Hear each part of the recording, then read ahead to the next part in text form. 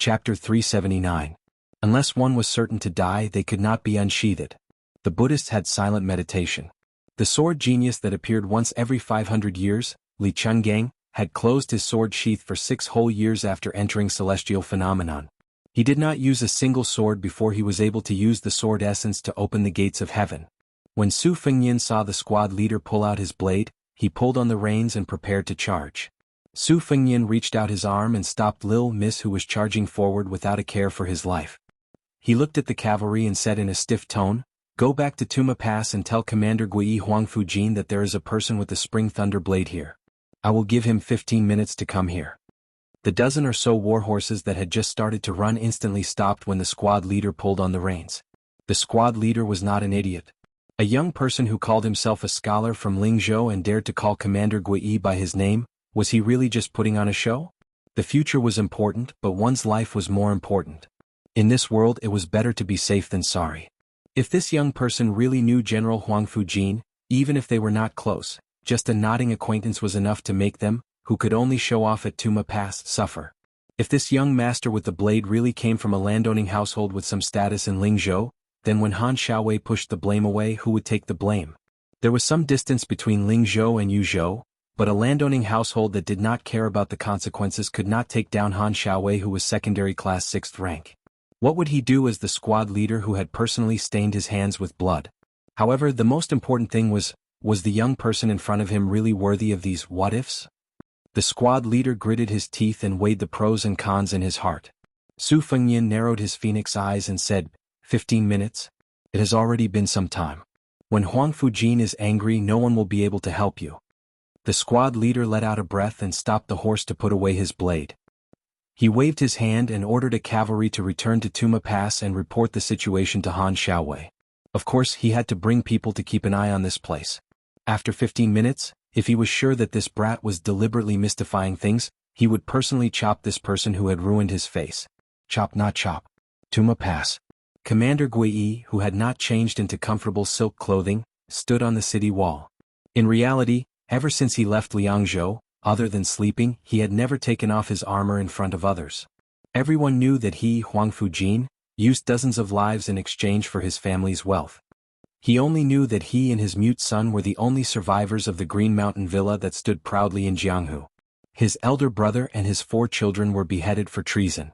However, he did not know that Huangfuji was a strategist who once had the ambition to settle the affairs of the world for the monarch. But that Commander Gui, a young master, be. A wag of the tail of a wealthy family was better than a scholar reading 10,000 books. Huangfujin didn't think there was anything wrong with this. He only wanted to stay in Yuzhou and pledge his loyalty to the unfathomable father and son in Beiliang Palace, and then build a foundation of his own that would last for 100 generations. Therefore, on this trip he had traveled almost all of Yuzhou, every county, every mountain range that could be used as a strategic vantage point, every city, every pass and every village. Huangfujin subconsciously touched his white hair. He was already in his 40s, so he could stop being confused. If he didn't wake up from his dreams and was muddle-headed like his brothers, not only would the Green Mountain Villa not be rebuilt, but his descendants would also be cut off. The 2 officials with the highest ranks in Tuma Pass, Zhou Xian, Zhou Ziz's father, and Commander Han Tao, stood behind Commander Gui as if they were walking on thin ice. After returning from the inn last night, General Huangfu didn't stay in the mansion arranged by Han Tao. Instead, he stayed at the relay station. According to a secret report, Zhou Xian, the old tortoise, visited at night, which made Han Xiaowei alert. He thought the general felt that he hadn't done his duty as a host. Whether it was in the officialdom or in the military, they were most afraid of hindsight. Han Tao didn't care about the plump body of the woman on the bed. He sat alone in front of the lamp and pondered. He inadvertently turned his head and saw the 2 sluts, who were originally planning to have sex with each other, throwing flirtatious glances at him. He slapped his thigh and hurriedly ordered his trusted subordinates to find the 2 pretty women. They had to serve General Huangfu well. Han Xiaowei was busy the whole night. Of the 2, one was returned and the other was taken. He didn't know if his subordinates could finish this before General Huangfu left Tuma Pass. Demon Moth? At Tuma Pass, as long as the Zhou father and son didn't make a move, there would be no Demon Moth. Seeing a familiar-looking cavalryman dismount at the gate and scramble up the wall, Han Tao's face lit up with joy. When he smiled, Zhou Xian, who had been at loggerheads with him for many years, also smiled faintly. However, his smile was fake, making Han Tao want to slap him. The ordinary cavalryman with no official rank was stopped in the distance. Han Tao didn't dare to put on airs in front of Captain Gui, so he walked over. Seeing the cavalryman's face as ugly as if he was holding in his excrement, he realized that something was wrong. He told him to come to the corner of the gate tower. Without waiting for Captain Gui to speak, the cavalryman spilled the beans. It was not a complicated trick to begin with, and Han Tao, who had been immersed in officialdom for many years, immediately understood everything. His expression changed a few times, and he raised his foot to kick the little bastard who had given him the bad news. However, just as he raised his foot, he suddenly put it down and quickly turned to walk toward General Huangfu. Although Huangfu Xiu, who had a lot on his mind, was not paying attention to the fighting and scheming at Tumbling Horse Pass, he could see from the corner of his eye that Han Tao had a sullen expression on his face. He smiled and said, "Han Tao, if you have something to say, just say it." Hearing his name being called and not the polite but unfamiliar official rank, Han Xiaowei let out a sigh of relief. He bent down and jogged a few steps closer. In a small voice he said, "My cavalrymen were patrolling a village within our jurisdiction and met a scholar from Lingzhou who claimed to be traveling. He said he knew General." Huangfu Xiong's expression was calm as he stared at Han Tao. Chapter 380. Feeling great pressure, Han Xiaowei hurriedly said, "That scholar seems to be wearing a spring thunder blade." Huangfu Jin calmly made a sound of acknowledgement. No one saw him instantly clench his fists, the veins on the back of his hands bulging. "This Bailiang army Captain Gui, the most famous person in the Bailiang army, said calmly, 'Prepare a horse for me. Let that rider lead the way. You don't need to follow.'" Han Xiaowei was sweating like rain, his lips blue and trembling. "Risking death," he said softly, "that scholar also said he would only give you 2 incense sticks of time." Captain Gui turned his head and smiled. Han Xiaowei, who had beheaded more than a dozen people on the battlefield, was probably used to a peaceful life. Being glanced at by General Huangfu, he stumbled back in fright. Leaning against the city wall, he said with a tearful face, "General, there is no need to worry. From Tumbling Horse Pass to that village, it won't take 5 incense sticks of time." The 2 riders galloped wildly. That rider was scared out of his wits. He only hated that the warhorse he was riding on did not have 8 hooves. By the stream, Su Fengyan turned and said gently to Lil Miss, "Take Yu Song home. I'll come back and find you. Don't worry, it's fine now.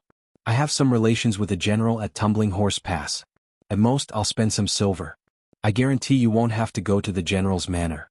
If you don't trust me, pack up and take Yu Song away from Tumbling Horse Pass.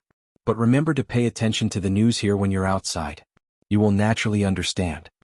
Lil Miss, who was half believing and half doubting, was preparing to move when he saw 2 riders arrive. A terrifying and dignified general stopped his horse on the high slope. The other riders, for some reason, only heard the words, quickly returned to Han Xiaowei to receive orders. They turned their horses around and retreated sickly. Su Fengyan and Lil Miss walked back together. She held her child and looked back. Seeing Su Fengyan smile and wave his hand, she took her son's hand and jogged back to the village. There were only 2 people left by the stream. Gui Commandant Huangfu Qiong rolled off his horse and prostrated himself on the ground just like he did when he first entered Bailiang Palace. Without saying a word, his 5 fingers dug into the ground as if he wished he could sink his entire body into the ground to appear sufficiently humble. Su Fengyan slowly came to this Commandant Gui, who was already the most powerful general in Yuzhou province, and said calmly, "Actually, if you had pissed your pants the moment you saw me and kowtowed to me in front of those guys, I would have chopped your head off without any hesitation. In any case, it doesn't matter who wears this resolute commandant armor." Huangfu Jin didn't say a word. His strong and stalwart body just stuck to the ground. Small officials have to show filial piety to big officials. Snatching women to warm their beds in the middle of the night is nothing. Which place in the Liang dynasty, Beimeng dynasty, wouldn't dare to do such a thing? It's not a big deal for a small official to ask his subordinates to do things. It's just a waste of manpower and money. Isn't being an official just to have power? I can understand. When they see a beautiful woman, even though she is the widow of a courier, they can snatch her away and give some silver as compensation afterwards. The officials naturally don't care if the woman lives or dies. They can only blame her background for not being good, and her man's abilities are not good enough. This is nothing. I have seen many things in the world that are even worse than this. Speaking of this, His Royal Highness Su Fengnian smiled. Gui Commandant's mind was blank. He could only vaguely remember that night when the Prince of Northern Liang met him, a stray dog of the Jianghu. The Prince of Northern Liang was sitting in the main seat, and the Prince of Northern Liang, who was known as the most powerful warrior in the world, was actually sitting beside him with a smile. Su Fengnian looked at the stream and laughed coldly. But in Beiliang there is clearly an iron law. On the first day of entering the Beiliang army, one must shout it 8 or 10 times. Yet he still dared to draw out his Beiliang blade and chop off the heads of the common people. This needs to be properly calculated. What exactly is this? Su Fengnian suddenly said angrily. At first, the Northern Liang blade was forged by the common people by selling their pots and pans. The blade is naturally sharp, but where is the sharpest part? Su Xiao once personally told me, this useless son of his, so many times that I'm going to King grow calluses. Huang Fujin's lips were already pressed against the ground. The thick smell of mud and grass assaulted his senses. He said, Huang Fujin deserves the death penalty. Su Fengnian suppressed the emotions in his heart. The scabbard of his spring thunder saber trembled incessantly. After a long time, His Royal Highness laughed at himself and said softly, I'm already the hereditary Beiliang's Royal Highness. This old man dared to snatch His Royal Highness woman from King of Jing and Zhaoheng, dared to sit on the city wall of Martial Emperor City, dared to cut off the flesh of King of Guangling's Royal Highness, and still dare not forget these words. Where did these people's courage come from? Su Xiao gave it to them? Chen Zhibao gave it to them? Or some great big shot gave it to them? Su Fengnian squinted at Commandant Gui. After recovering his composure, he said with a smile, Get up. It's not all your fault. You've been patrolling Yuzhou province on horseback these days in armor. I don't care whether you're just pretending or you really want to do something, as long as you don't encounter such a thing again. No matter what, Commandant Gui has been assigned to you. You can do whatever you want in Yuzhou province. This Royal Highness is always foppish and only cares about the result. I've given you enough time. If you can't satisfy this Royal Highness, the little guy in Commandant Gui's mansion who's actually your elder brother's legitimate son would be the only offspring of Huangfu clan. Huang Fujin, who was already half standing, immediately knelt down again. His Royal Highness narrowed his eyes and said with a smile, Your Huangfu family is all ruthless, but you're the most ruthless. You can even allow your own son to be killed. You're afraid that your nephew, whom you wholeheartedly want to cultivate, will leak the heavenly secret, so you burned his throat. Tears streamed down Huang Fujin's face.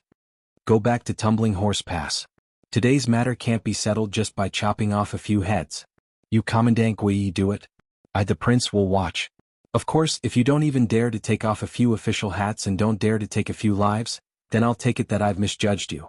Huang Fujin said in a low voice, Huang Fujin understands.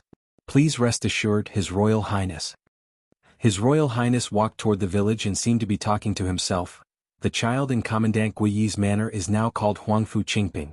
There's also a child whose real name is Huangfu Qingping. A few days ago he became a page at Wudong Garden. He's not like his vicious father. His personality is simple and honest and he's very diligent. I like him very much. Huang Fujin kowtowed heavily. At this moment, such a ruthless person who had experienced honor and disgrace sobbed from the bottom of his heart, Huang Fujin is willing to die for His Royal Highness. Chapter 381. At the entrance of the village, there were a few feng shui trees covered with withered vines. A few dirty yellow dogs saw this strange traveler and began to bark incessantly. The village was not large, with only 40 to 50 households, so it was immediately known that a guest had come to the village. However, the dozen or so strong riders at Tuma Pass had come and gone in a hurry, so many of the timid villagers did not dare to go out. Later, when they saw Su Xingyang and Yu Songyang return in a hurry, some of the diligent women who had gotten up early to cook hurriedly went to wake up the men who had been lazing in bed. Although the men on the Kong were not very promising, they were more knowledgeable than the women. The sleepy man stood on his tiptoes and looked behind the yellow mud wall for a long time, but in the end, he could not say anything. In the past, when Su Xingyang was bullied by Beiliang, the elders in the village could not stand it anymore and dared to bring the strong men in the village to help. However, when faced with a group of Beiliang soldiers, how could they dare to be brave men? At this time, hearing the dogs at home barking loudly, they were afraid of causing trouble. Some of the more impatient men did not put down their bowls and ran out to kick them a few times. The dogs whimpered and hid in the corner, looking very innocent. Through the crack of the door they saw a young master carrying a saber. He was walking slowly on the winding bluestone path. He was very handsome. A few beautiful village women would have gone out to flirt with him if they didn't know the severity of the situation. It was the first time they had seen such a handsome man. The villagers didn't have too many scruples. If their wives gave birth to children, they would even dare to open their chests when breastfeeding in the cool summer weather. They just wanted to cool off. It wasn't like they would lose a piece of meat if they were stared at a few times. The village women who saw the young master felt that if they were stared at by his beautiful red phoenix eyes, they might even take advantage of him. Su Fengyin passed by house after house. At the door, there were spring festival couplets written by the scholar this old man. He admired them one by one. He stopped at the door of a house at the end of the village and knocked. Without waiting for the owner to respond, he pushed open the door and entered. Unexpectedly he saw the young miss. Su Fengyin avoided arousing suspicion and stopped in his tracks. He smiled gently and said, "Why haven't you left?" Unsettled, Miss turned his head slightly and didn't meet the gaze of this Lingzhou scholar. He said softly, "Without relatives or friends, where can he go?" Su Fengyin leaned against the cold courtyard door that was damp with morning dew. He smiled and said, "I came here to try my luck, thinking that you shouldn't leave too quickly so that you can tell sister-in-law that today's matter has really been resolved. The general that came later is from Lingzhou. Although we can't be considered family friends, he still has to give face to the Buddha. He and my father's generation have seen each other all the time, so he didn't want to go too far. I spent some money to have him distribute it to those military men to drink a jar of aged wine and eat dog meat. This way the big matter was reduced to a small matter. This way everyone's face is not that bad. How should I put it? It's just like the old saying, the king of hell is easy to see, but the little devils are hard to deal with. If you still don't trust me, the government will spit out all the money that they've embezzled to compensate you. Then you'll know that I'm not lying to you." Miss' eyes instantly turned red, and he lowered his head even more. His slender and beautiful fingers that were not as smooth as those of rich girls twisted the corners of his clothes tightly. Su Fengyin hesitated and said, "Tell Yu Song to study well with this old man. There is a house of gold in the books. When he reaches the age to take the imperial examinations, our Bailion will be different from the present world. To say nothing of other things, a scholar will have a greater chance of success." Su Fengyin finished speaking and turned around. Hearing the young child run out the door and call out, "Big brother," His Royal Highness still did not stop. Miss Su Qing sighed softly and said, "Young master, you're not even willing to walk through the door? You think it's dirty? There are many disputes in front of a widow's door. I understand this principle." Su Fengyin was shocked. He turned around and said with a bitter smile, "Sister-in-law, you know I don't mean that." Miss glared at him and said, "Who's your sister-in-law?" She turned around and said in a small but determined voice, "I heard Yu Song say that you gave away 2 steamed buns this morning. I'll make some food for you. Eat before you leave. A small family doesn't have anything good, but they can't be unreasonable." Su Fengyin smiled slightly and walked into the room. There was a square table that took up half of the space. Could be seen how small the room was. The left side of the room was the sleeping side room. Miss went to the right side, which should be the kitchen. Although the room was small, it was facing south and did not appear gloomy. Yu Song brought over the only chair for Su Fengyin and sat on the small stool. He raised his head to look at the great hero in his heart and stared at him with wide eyes. Miss was skilled at cooking and quickly made a bowl of white rice porridge that could hold 5 or 6 bowls for Su Fengyin, a pair of bowls and chopsticks, and a dish of vinegar cabbage to go with the porridge. Su Fengyin did not exchange pleasantries. He sat at the table and used his chopsticks to pick up a piece of sweet and crispy vinegar cabbage. It was tender and went well with the porridge. He chewed and swallowed it slowly. It was the most refreshing meal he had in the past few days. Miss and Yu Song sat shoulder to shoulder on a long stool whose red paint had mostly peeled off. The child leaned against his mother, his face full of innocent smiles. Miss seemed to be infected by the child's emotions and had a smile at the corner of his mouth. He probably felt that this young master was interesting to be able to eat this white rice porridge and vinegar cabbage with relish. Su Fengyin did not drink the porridge quickly and slowly ate 3 bowls. He put down the bowl and chopsticks and said contentedly, "Delicious." Miss smiled warmly and said, "If you eat this every day it won't taste good anymore." Su Fengyin nodded and then shook his head, saying, "It's better than eating delicacies. At least it can nourish the stomach. Also, the taste of the world is bland. Normal people can't reach this realm." I only learned this after traveling abroad. Lil Miss pulled back her delicate brows and patted Yu Song's head. The child was sensible and immediately went to take the bowls and chopsticks back to the kitchen. She then carefully asked, "How much silver did Gongzi give out?" "Just treat it as Su Qing owes you. In the future when you have spare money you can pay it back bit by bit. Is that all right?" Su Fengyin smiled but did not speak. Lil Miss' skin was really thin and she blushed from his stare. Su Fengyin said calmly, "A small family like yours in Bailiang with more ways to make a living, can only save 10 or 20 taels of silver in a year. Even if you know how to embroider and can embroider some beautiful sachets to sell to well-off young ladies, Tuma Pass is only so big. How many sachets can you sell in a year? If you spend a large amount of money to buy fine satin from a silk shop, but you can't sell the sachets and keep them in your hands, even if there's only one, you won't lose a lot of money. Even if business is good, you have to work on the crops during the day. This delicate embroidery work can only be left to the night. You can light an oil lamp and slowly work on it. When you're tired, you can accidentally fall asleep. When you wake up and find that the oil lamp is wasted, won't your heart ache? Won't you use the embroidery needle to stab yourself a few times? Even if you take 10,000 steps back and add on the compensation, you can only pay me 30 or so taels of silver a year. How many years will you have to pay?" Logically speaking, an official higher than Vice Captain Zhichong at Tuma Pass, 100 or 200 taels of silver wouldn't even be enough to fill the gaps between his teeth. How can he enter the eyes of this kind of official? So this topic you shouldn't have brought it up at all. In any case, I don't lack this bit of money. Just treat it as me doing a good deed for once. Isn't that good? Lil Miss raised his head. Biting his lips, his eyes clear, he said, "You have to pay it back." Su Fengyin smiled and said, "You have to pay it back? All right, 500 taels of silver as a base. Also, in this official circle, people aren't willing to accept just because you give them money. Compared to the favor you got from that general, how do you calculate it? Is it worth 1,000 taels? If I give you 1,500 taels, you can slowly pay it back in 50 years? Lil Miss said calmly, "In the future I'll have Yu Song pay it back." Su Fengyin didn't know whether to laugh or cry. Had Su Xinyan's stubbornness been brought from her mother's womb? Lil Miss suddenly said in a light voice, "I actually know that young master isn't rich. I can't let young master be a sucker for this. I won't feel good." Su Fengyin said in surprise, "What do you mean?" Lil Miss' face was red as he said weakly, "When young master took the bowl and chopsticks, Su Qing saw that young master's palms and fingers were full of calluses." Su Fengyin stilled, his smile strange. Chapter 382. Su Fengyin walked out of the village and glanced back. He recalled that his master Li Yishan had mentioned the various states of the marketplace in the Swords Resolve chapter, which roughly meant that he saw a few sparks while traveling in his humble home.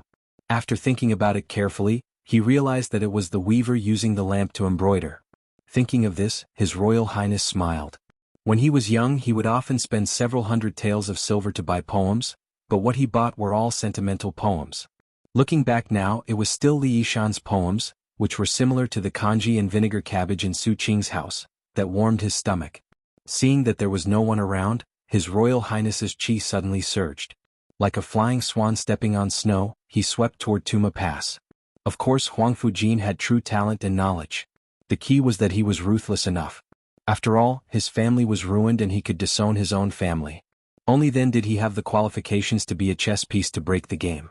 But what really moved His Highness the Crown Prince was Huang Fujin's trick of swapping his son's body. He probably knew that his son's personality was simple and honest and would not be able to support the future of the Huangfu family. Or perhaps he felt guilty towards his elder brother, so he decisively chose to let his only son die in place of his nephew, Huangfu Qingfeng.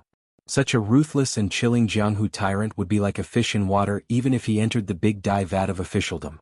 If it was too big, for example General Huaihua who held the Tiger Tally and commanded half of the military power in Yuzhou, it would probably cause a fierce backlash from the military of Yuzhou.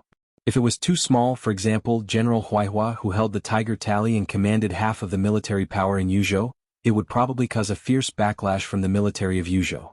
If it was too small, for example General Huaihua who held the Tiger Tally and commanded half of the military power in Yuzhou, he would be ostracized and isolated. No one would be willing to listen to him even if his mouth was full of blisters. Therefore the Crown Prince of the Northern Liang Prince's mansion weighed the pros and cons and threw out a Captain Gui.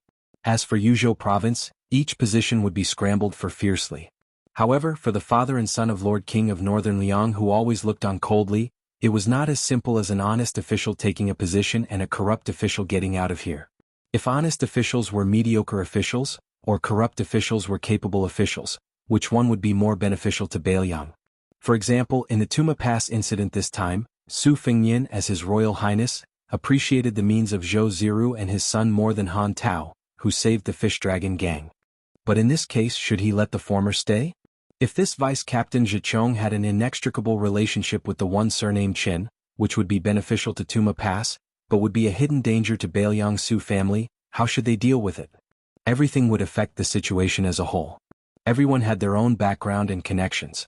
The whole Bailiang was entangled in a mess. How could Su Fengnian clean it up with just a few moves? Saint Zhang Fuzi was famous for saying that governing a country was like cooking a small fish. For those in power, it was just a beautiful and easy thing to say. Su Fengnian approached Tuma Pass and slowed down. When he arrived at the inn, he knew that the Fish Dragon gang had already gone to the pass. He hurriedly trotted over. Seeing the gang members who had been waiting for a long time, Su Fengnian smiled apologetically and took the reins from Wang Dashi. The group smoothly passed the pass today.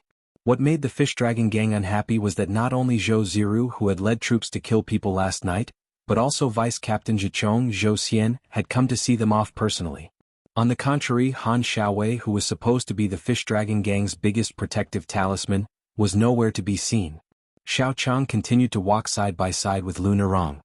He observed the expression of this proud disciple and glanced at Su Fengnian behind him. He said softly, "Last night Su Ziru killed a soldier at Tuma Pass. It seemed that I let him take the blame, but in fact I wanted to use Tuma Pass to test the depth of the Lingzhou family of generals. If you don't even know the background of the other party, it will not be safe to do such a big business. Nerong, you have to understand my good intentions." Lu Nerong said expressionlessly, "Second gang leader is too serious. Lu Nerong naturally understands your intentions." Hearing the cold and distant title of second gang leader, a touch of displeasure appeared in Xiao Chang's eyes. However, seeing that she did not hold on to his desertion, he forced himself to endure it. If he did not have this much self-control, how could he have been the second gang leader for the past 20 years? He, Xiao Chang, was like a grasshopper tied to the same string as the Fish Dragon gang. In the future, if he wanted to live a comfortable life with his family, he would have to deal with Lu Nerong. It was worth it to suffer some anger now. Whether she admitted their master-disciple relationship or not, it was not a big deal. Xiao Chang was very good at reading people. He knew that Lu Nerong was the same as the old gang leader. She had a sharp tongue but a soft heart. In the face of a big matter, she could not harden her heart. During last night's disturbance, Lu Nerong walked in front regardless of the obstacles. He could see the clues. Besides, this business was related to the rise and fall of the Fish Dragon gang for the next 10 years. Without Xiao Chang's help, how could it be done? Just relying on Gong Sunyang, this blockhead who could not be beaten up with a few sticks? Wang Dashi felt that he was fortunate to have gone through thick and thin with young Master Su. Today he did not care about the faces of his senior brothers. He confidently trotted behind Su Fengnian's horse and said in a low voice, somewhat embarrassed, "Young Master Su, it wasn't easy for me to memorize 400 or 500 words, but after memorizing them I forgot some more." Seeing the guilt and annoyance in the young man's eyes, Su Fengnian smiled and comforted him. "It doesn't matter. Just let nature take its course. It's not good for you to care too much about things like memorizing. It's easy to forget. Take it slow. Anyway, there's still some time before we reach Beimang. But I'll say this first. No matter how worthless this incantation is, it's still a relatively complete set of martial arts incantations. Remember not to let others hear it. You won't be able to clear your name even if you jump into the river. If you have a habit of talking in your sleep, I advise you to seal your mouth before you sleep." Chapter 383. Wang Dashi secretly rejoiced. "Fortunately, I'm a heavy sleeper and won't wake me up even if there's thunder. It's just that my snoring is very loud. Fortunately, I don't talk in my sleep." Half an hour after leaving the Tumbling Horse Pass, they heard the roar of horse hooves behind them. The frightened Fish Dragon gang looked at each other and hurriedly got into formation. When they saw the figure of Zhou Ziru from the Tumbling Horse Pass, even Xiao Chang, who was experienced in Jianghu, felt his scalp tingle. However, after recognizing that Zhou Ziru only brought 2 guards, he was slightly relieved. It didn't seem like he was going to settle accounts with them. After Zhou Ziru stopped the horse, he raised his arm. His noble demeanor, which made the young members of the Fish Dragon gang extremely envious, was fully displayed. A strong rider untied 2 boxes from the horse's back and placed them in front of Lu Nerong and Xiao Chang. Zhou Ziru looked directly at Lu Nerong and smiled calmly. This is a little compensation for last night's misunderstanding. I hope Miss Lu will accept it.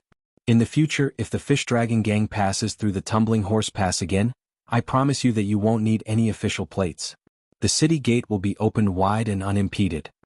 Lu Nerong's eyes turned red. She clenched the reins with both hands, but in the end she forced a smile and said slowly, word by word, "On behalf of the Fish Dragon Gang, Lu Nerong thanks Child Zhou for forgiving us." Zhou Ziru sniffled and the corners of his mouth curled up into a smile. Then he slowly turned around and left. Lu Nerong looked at the gang members who only had fear in their eyes. Her eyes dimmed and she said in a low voice, "Take the boxes and continue on our way." It was said that the grudges of Jianghu were in Jianghu. However, things were unpredictable. Once they were involved with the government, how many Jianghu sects could not lower their heads? Especially when the king of Bailiang established a bloody rule in Jianghu after he stepped into the Jianghu. Nowadays, other than sects with high status such as Mount Longhu, the Wu family, the Sword Tomb and the Dongyue Sword Pool, the rest of the sects, big and small, were all recorded in the household register. Their lives could not be considered comfortable. Decades ago, the unrestrained heroism of "you're an official, so I'm too lazy to pay attention to you. If you talk nonsense, I'll just chop you up and run away," had long vanished. Their romantic aspirations were always blown away by the wind and rain. Their heroic spirit was also trampled flat by the hooves of armored horses. Even the top 10 magnates were messed up by the Bailiang cavalry. Jianghu that was full of infighting was nothing. Wang Dashi asked softly, "Young Master Su, what do the northern barbarians?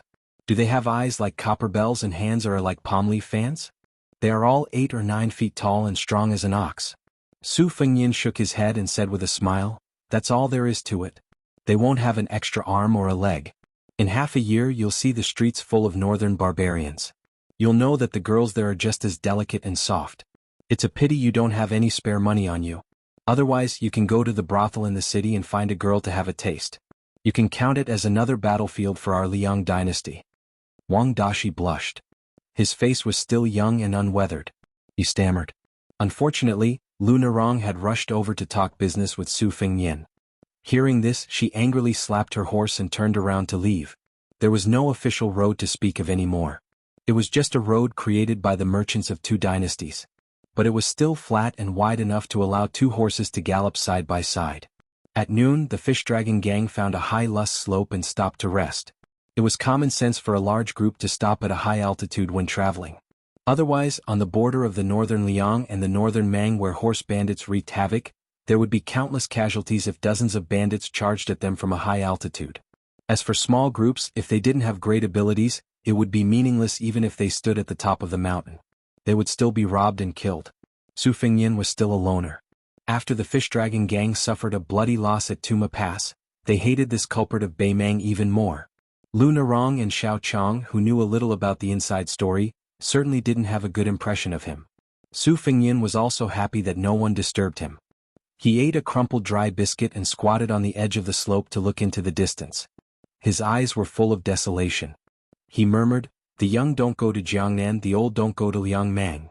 Wang Dashi came to Su Fengyin and squatted down beside him. He asked curiously, "Young Master Su, I've never been to school. What do you mean by that?" Su Fengyin explained with a smile, "This is from a romance novel, The First Snow. It says that the scenery in Jiangnan is good, and the land of gentleness is a hero's grave. Young men's hearts are not firm, and they have seen the beautiful scenery early on. It is very difficult for them to have the ambition to achieve great things. The border of Liangmang is dilapidated and bleak.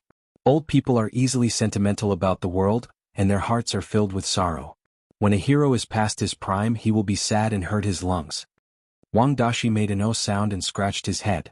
He said, "Now that young Master Su said it like that, I kind of understand."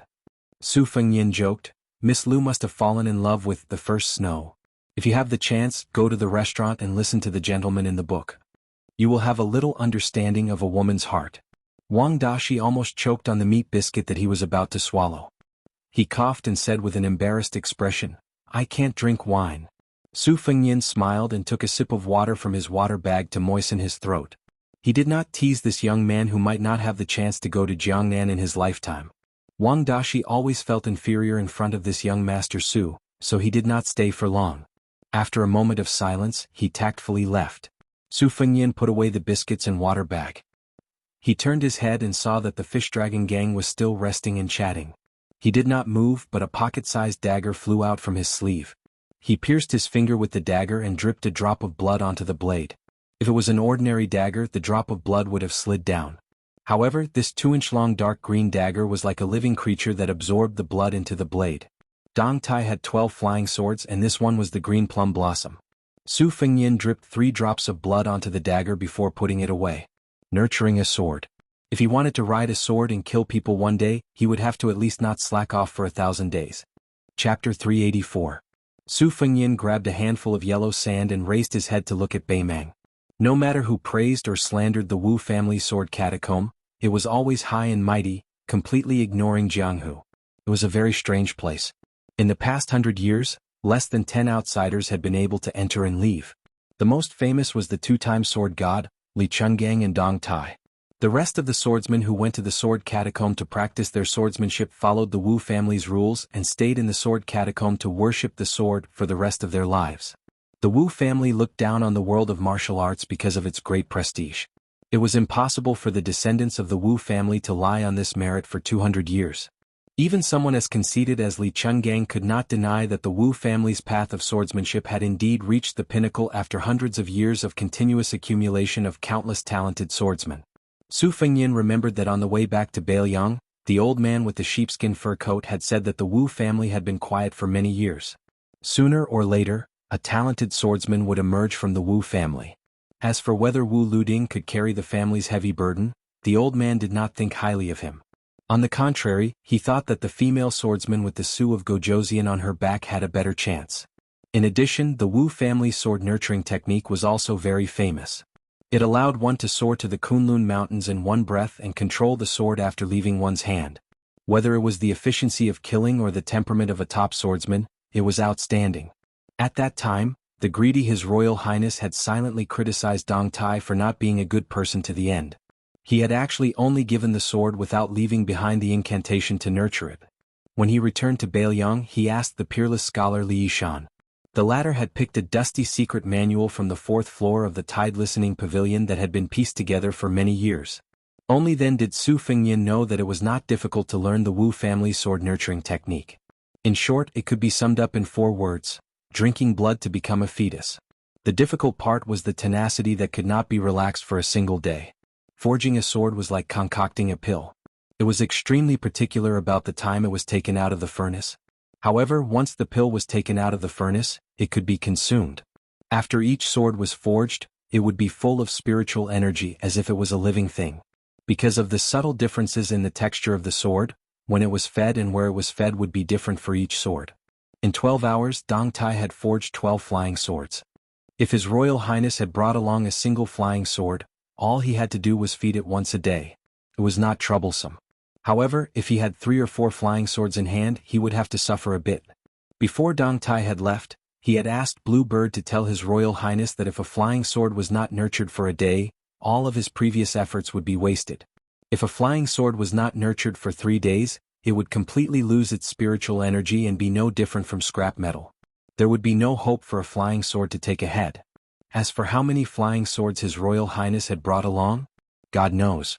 Lu Narong probably really had something important to discuss, so she had no choice but to pinch her nose and come to His Royal Highness. Looking down at the back of the man with the saber, she said in a cold tone, "In the future, if the fish dragon gang encountered a problem that could not be solved and caused serious losses to your goods, would you help?" Su Fengyan let the coarse gravel slide through his fingers.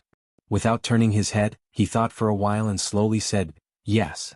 Lu Narong sneered, "So, last night at the inn, you had the ability to guarantee that after the fish dragon gang was wiped out as bandits, you would be able to protect the goods of the general's mansion alone?" Su Fengyan shook his head, "I didn't say that." Lu Narong said in a fit of anger, "After the goods and the money are cleared, the fish dragon gang will never have anything to do with the general's mansion again." Su Fengyan turned his head and looked up at the beautiful woman with a pair of seductive long legs. He said with a smile, "Whether you have a knot in your heart or not, I want to tell you that you actually did a good job that night. If the fish dragon gang has a gang leader like you in the future, it will be better than having 3 or 4 deputy gang leaders like Xiao Chang." However, what I admire most about you is not that you took the lead and fought with the warriors of the Tumbling Horse Pass, but that after you recognized Xiao Chang's face, you continued to feign civility. Well, after you recognized me, you were still willing to come closer and say a few words to me, a cold-hearted rascal. Although the words were not pleasant to hear, I guess that before you left Lingzhou, you definitely would not have done that. You had already made up your mind to not have any contact with us, right? I'm afraid this is the reason why gang leader Lu took over this business. But as for me, it can be said that I left the Jianghu a few years earlier than you. I have seen many unattainable immortals fight, and for a long time, I have been scratching my heart and liver every day for a few coins. I want to say a few words to you. If you really want the Fish Dragon gang to grow, you have to be like this copper coin, round on the outside and square on the inside. As expected, Su Fengnian did a very narcissistic action. He took out a copper coin from his money pouch and threw it to Lu Narong. Unfortunately, the embarrassing thing was that Lu Narong did not move an inch and let the copper coin fall to the ground. Su Fengnian muttered, "What a prodigal woman." He stretched and picked up the copper coin from the ground. After wiping it clean, he put it back into his money bag. Lu Narong did not seem to expect that this guy surnamed Su would take back the copper coin. Seeing that he looked like a miser and did not even try to hide it, she did not know whether to mock or hate him for a while. But in her heart, she did not hate this high-ranking lackey who had been indifferent to the Fish Dragon gang as much as before. She knew that this guy was still able to say a few words and had some human feelings. Wang Dashi looked at Lu Narong, who was standing, and young Master Su, who was squatting in the distance. There was no jealousy or resentment in his eyes towards the woman he admired, who seemed to be getting further and further away. The young man just wiped his face and secretly grinned. Lu Narong hesitated and asked, "You use a knife?" Lu Narong did not wait for Su Fengnian to reply and quickly said, "Forget it." It seemed that she also knew that she had asked a very childish question. Chapter 385. Su Fengnian smiled, clapped his hands and stood up. He was not worried that Huang Fujin would make a mistake. The phrase, "spring thunder," would never leave the Tumbling Horse Pass. Moreover, since His Royal Highness dared to go to the dangerous Beimeng alone, and if there was no accident, he would take the initiative to go to those dangerous places. Naturally, he would have some unknown tricks up his sleeve. When it came to traveling in Jianghu, His Royal Highness really did not have the face to say that he was a virgin. He looked at Lu Narong and narrowed his eyes. "You don't allow me to put on a show with my saber? Think about it, other people like you think that I am a saber user. When they see that I am not willing to draw my saber, those who have less experience in Jianghu will inevitably look down on me. In the end, I will randomly punch my master to death. This is called a trick and also a kind of evil in Jianghu." Lu Narong's face was filled with disbelief. The next journey to Beimeng was quite smooth. However, when the Fish Dragon gang saw a few horse bandits in the distance, they were so scared that they broke out in a cold sweat. They were probably locusts that specialized in catching merchants and sucking their marrow. After thinking about it, the Fish Dragon gang felt that they could not eat a hot potato, so they did not do anything. This made Lu Narong feel relieved. To the Fish Dragon gang, they could no longer afford any losses. The deaths and injuries in the inn had already left Lu Narong in a terrible fix. Since they were members of the gang who had joined their master, it would not be as simple as compensating them with money. If anyone died, it would be a great disaster for the people in this peaceful and prosperous world. Those family members would definitely go to the Fish Dragon gang and cry their hearts out. Moreover, if they didn't get off to a good start, it would be very bad for the reputation of the Fish Dragon gang. After the corpses were transported back to Lingzhou, Lu Narong didn't need to think to know that those gangs and sects that were on par with the Fish Dragon gang would definitely be secretly happy. Therefore, if they encountered difficulties in the Bailiang dynasty outside of Beimeng, they would not be able to get help. This trip to the general's residence to ask for a job through connections would be in vain. Fortunately, Zhou Ziru brought 2 boxes with a total of 3,000 taels of silver. Although Lu Narong was disgusted by it, she also knew that this money was an indispensable emergency for the Fish Dragon gang. As for those horse bandits who did not make a move and only watched from afar, Xiao Chang's thoughts were very straightforward and reasonable. He said that although the horse bandits were valiant and did not lose to the elite cavalry of any dynasty, the largest group of horse bandits at the border only had less than 50 to 60 riders. Ordinary bandits had at most 20 horses. Every time they went out in full force to rob, if they could not get a huge profit, they might lose more than they gained. A group of bandits who gathered because of the profit would disperse easily. How would they dare to compete with the Fish Dragon gang, who had a strong army? Moreover, the Fish Dragon gang only had 1 cart of goods. Compared to a dozen carts of goods, The scale was much smaller and there was not enough meat and fish. The horse bandits in the big strongholds looked down on them and the small groups of bandits could not swallow them. However, the taciturn Gong Sunyang had a different opinion. He said that they should be careful of these outlaws ganging up to rob. At first, Lunarong did not think much of it. However, after half an hour she saw the second and third groups of horse bandits watching them from afar and finally felt that something was wrong. When they stopped for the night, the fish dragon gang lit a dozen bonfires. In addition to keeping them warm, they could also scare the animals in the desert. What a good way to say that the stars hang over the plains. Wang Dashi helped Su Fengyin to light a bonfire. Sitting together, the clumsy bird flies first. The most important thing is the word, diligence. The youth had finally managed to memorize the 600-word fist technique formula by rote. A few days ago, Su Fengyin even took the time to go to a secluded place to demonstrate the fist technique several times to Wang Dashi. Now that the Wudong Mountains leader was no longer around, this set of fist techniques quickly evolved into two types, the old and the new. The old one had 108 styles and was full of flavor, but was relatively complicated and obscure. Even the old Taoist who first practiced with the young leader on the square of the Taishu temple may not be able to fully grasp the essence. Therefore, a new Taoist named Li Yufu of Wudong Mountain, who was really talented, was able to concisely practice 64 styles, which was called the new stance. Unfortunately, what Su Fengyin demonstrated was the earliest old stance. Wang Dashi already had a hard time memorizing the formula, let alone practicing the new stance. Fortunately, Su Fengyin did not dislike this half-baked disciple of his and taught him very patiently. Seeing that Wang Dashi was always feeling guilty and vexed, he smiled and said to the youth that Kung Fu was the work of dripping water to penetrate a stone. If you can't master it in 10 years, then practice it for the rest of your life. Only then did the youth relax. Su Fengyin and Wang Dashi exchanged blows back and forth. The cowardly coward once caught a sparrow with one hand, but the sparrow's claws were weak, so it was unable to fly in his palm. After Su Fengyin finished teaching, he drank a mouthful of water and added a few dry branches to the fire. He caught a glimpse of the youth staring at the distant Lunarong. Su Fengyin suddenly thought of the flying sword in his sleeve, green plum blossom. Love, the heart's green plum blossom. Even when old, he still remembers his youth. An innocent novel, an unhindered online game. Fire Beacon expresses its absolute support for the first novel online game, Immortal and Devil Transformation.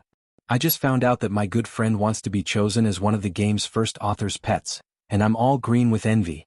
I originally planned to take a cursory look, but now my motivation is greatly increased. When the time comes, I'll take a friend's pet. I heard that Old Wu is also preparing to hold a sect hegemony competition. It sounds very exciting. When the game starts on the 26th, I want to choose the 10,000 Goblins sect. Compared to other sects, I prefer the power of nature. Book friends, what do you think? Unhindered Immortal and Devil Transformation sections address, XMB, Zongheng. Com. If you have any questions, come to the Immortal and Devil Transformation book group to discuss them. Group number, 67407091. Chapter 386. Su Fengyin was chewing on a piece of licorice that he had casually wiped off with his finger. Probably because he was close to the bonfire, there was a warm smile on his face. 12 flying swords. Black armor, childhood, sweetheart, morning dew, spring water, peach blossom, moth, eyebrow, vermilion bird, huang tong wei jin tai. These names were quite scholarly, much more elegant than the names of the maids in Wudong Garden, such as sweet potato and cucumber. His Royal Highness was just like how King Zhao Yi described him as a naughty child holding gold by the Guangling River, which attracted a large number of top figures in Jianghu. In His Royal Highness' eyes, these outstanding figures were not as good as old Huang in terms of skills and human feelings. Only the old man with a sheepskin fur coat was close. In terms of the demeanor of a master, Wang Xinji from Wu Wu City flew into the East Sea like a rainbow and raised the water level of the entire coastal area by 20 feet. The so-called power to move mountains and rivers was nothing more than that.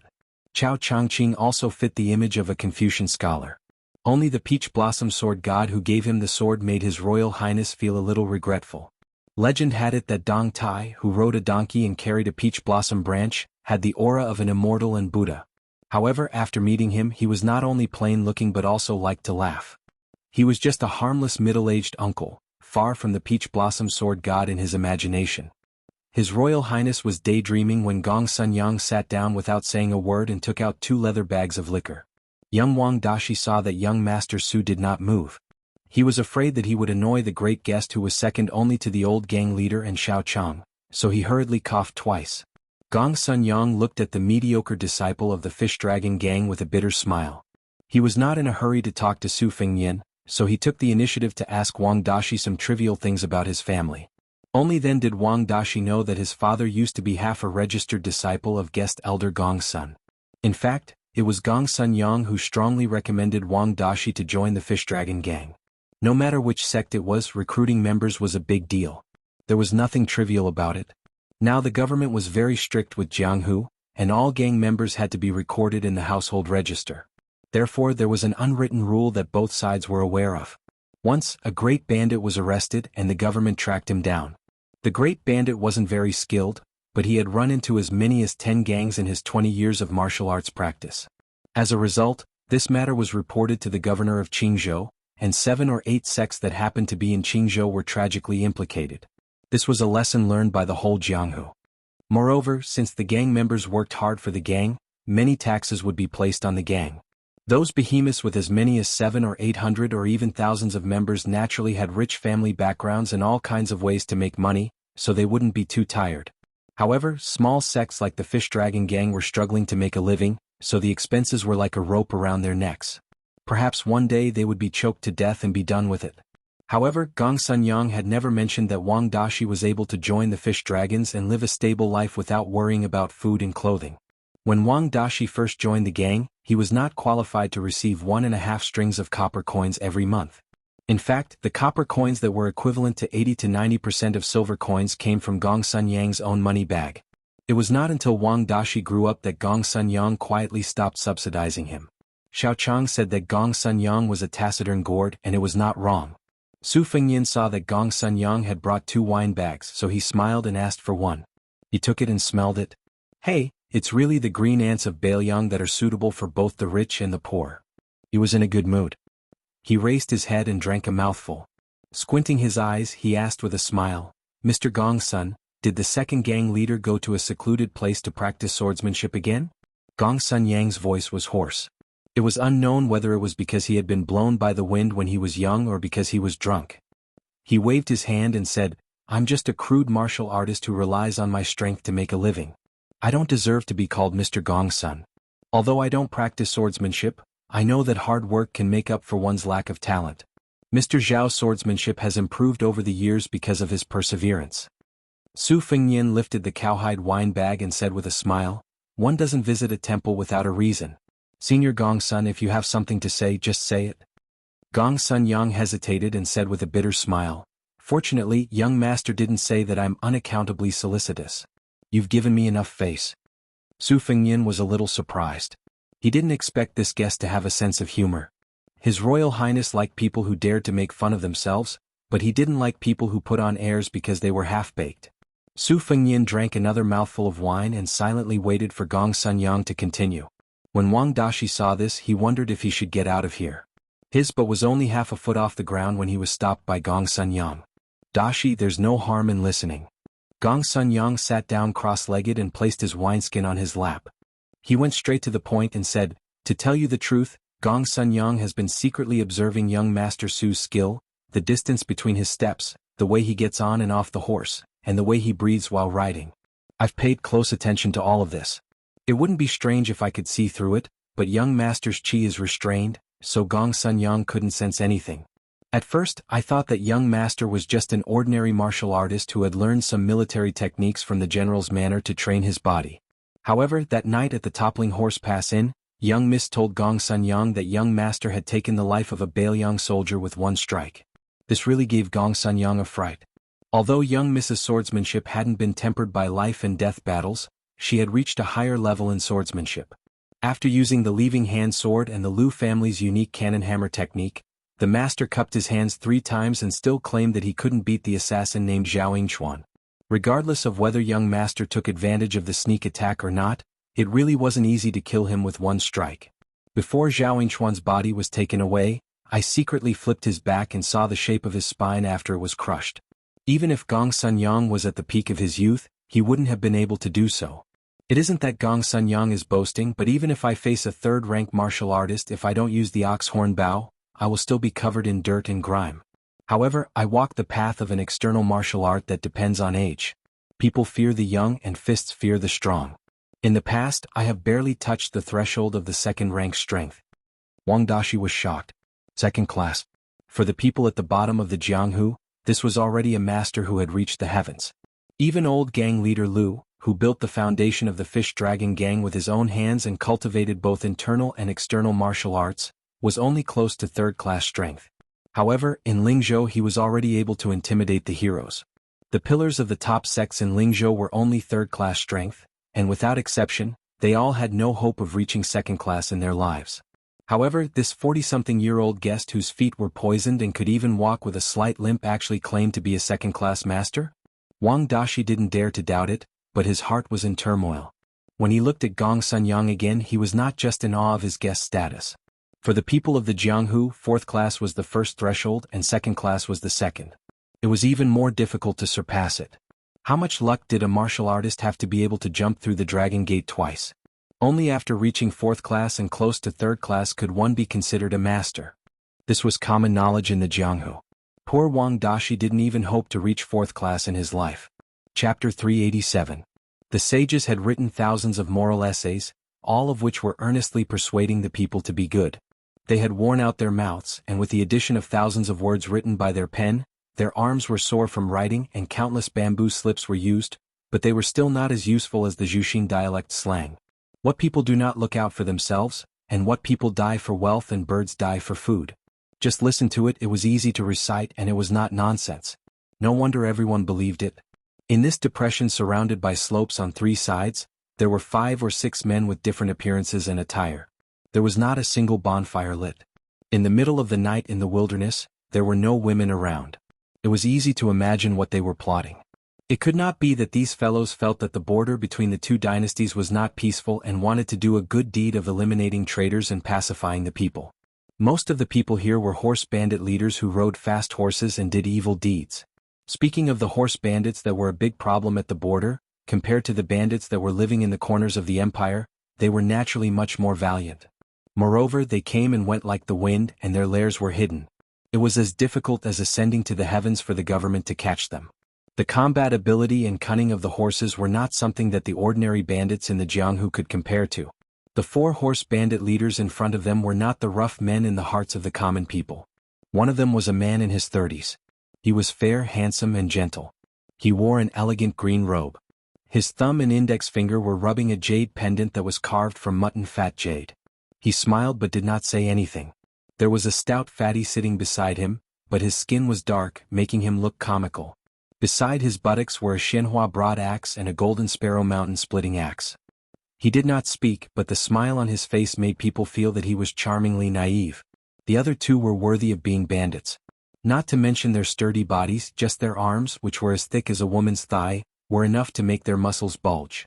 One of them, a middle-aged bandit with a scar on half his face, knocked on the golden scabbard on his leg with his fist and said casually, "Chief Xiao, although it was Song Diaoer who introduced us to this matter today, we are all brothers.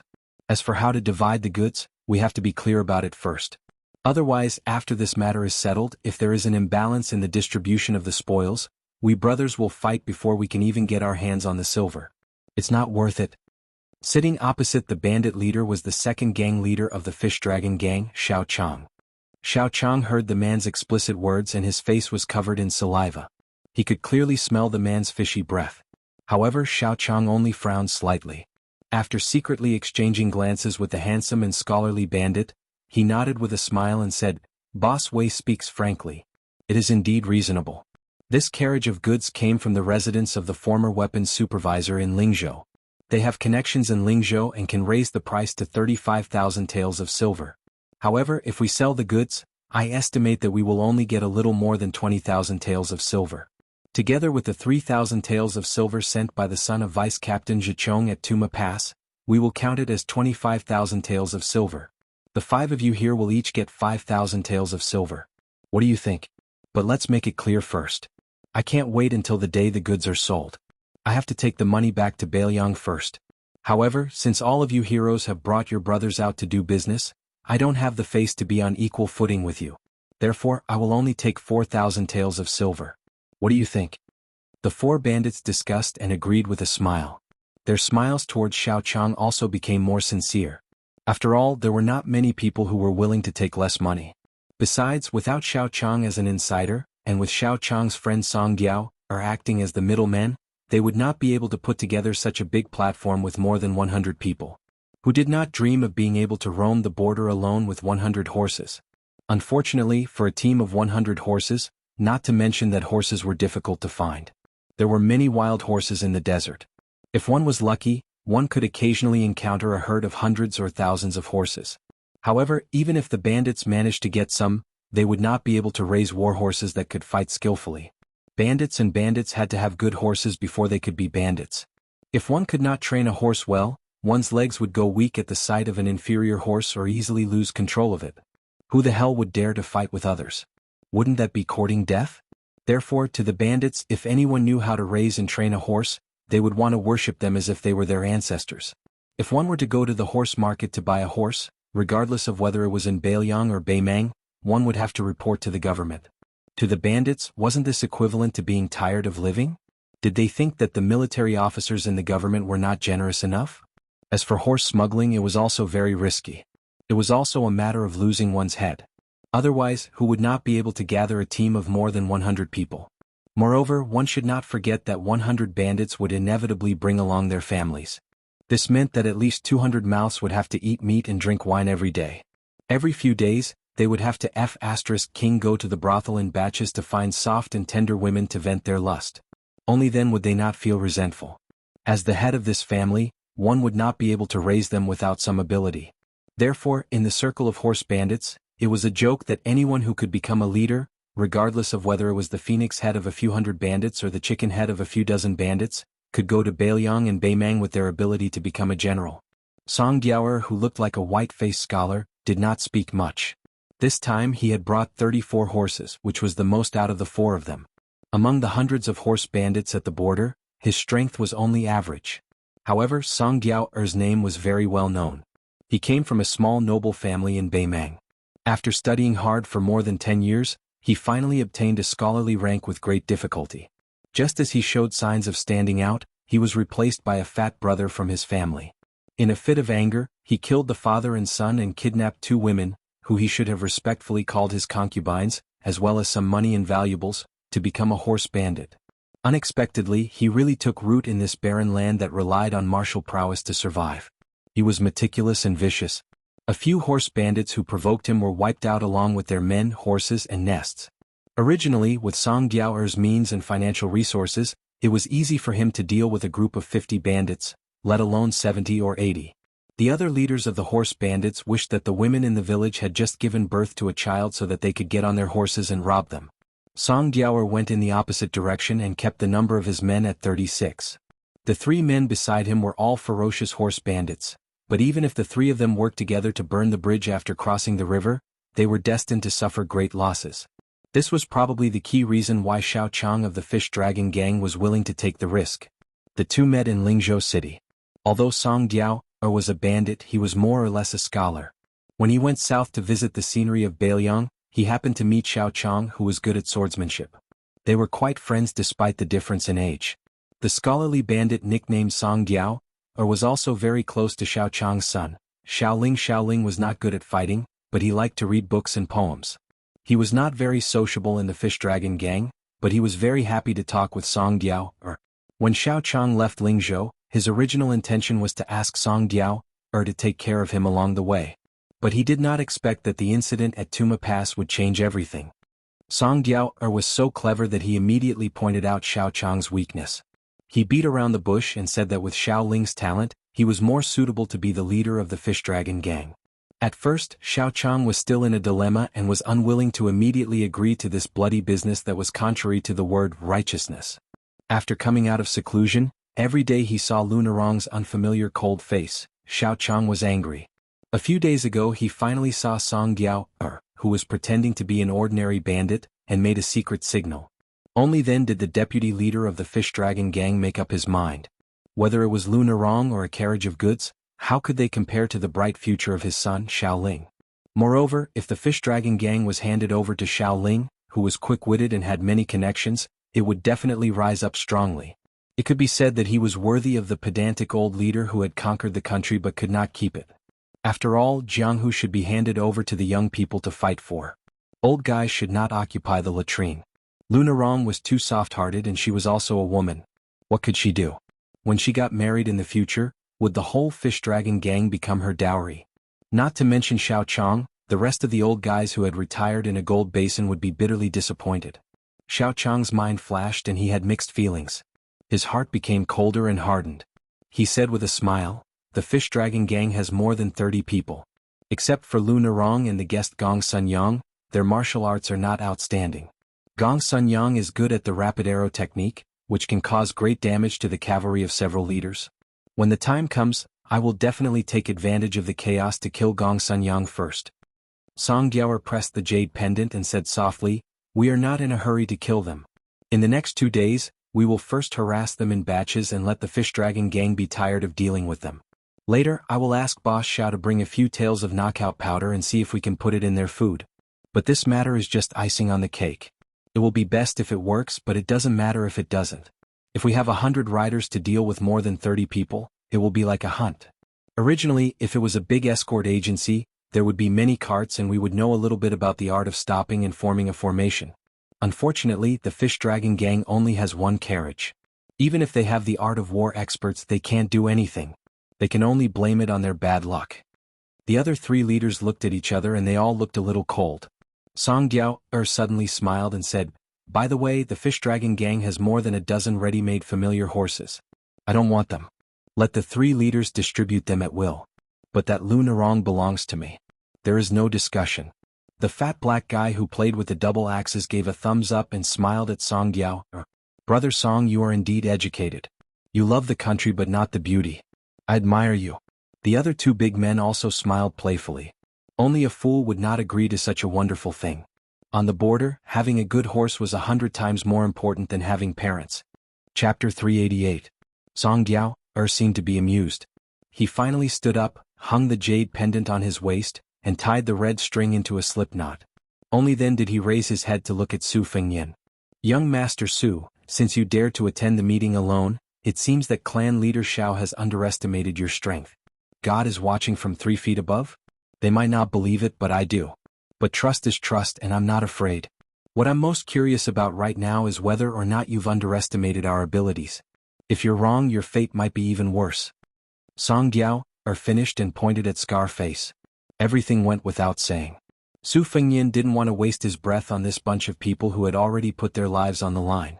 He stretched out 2 fingers, leaving only a small gap, and asked with a smile, "If I am just a hair's breadth away from the first-grade Vajra realm, will you guys escape?" Su Fengyan paused and continued to ask, "Can you escape? This should be a night full of surprises." Xiao Chang and the 4 horse bandits who had risked their lives were amused by these words. Even Song Diao thought that this guy must be crazy. There were only a few first-class experts in the world, and most of them lived in seclusion in the mountains, appearing and disappearing unpredictably. Some sat behind the scenes in seclusion, and very few of them were treated as distinguished guests by various top forces in the imperial court. They were also worshipped like bodhisattvas. How big was the world in Jianghu? Finding a first-rank expert was no different from finding a needle in a haystack. Even Song Diao and the others were used to seeing great storms and waves.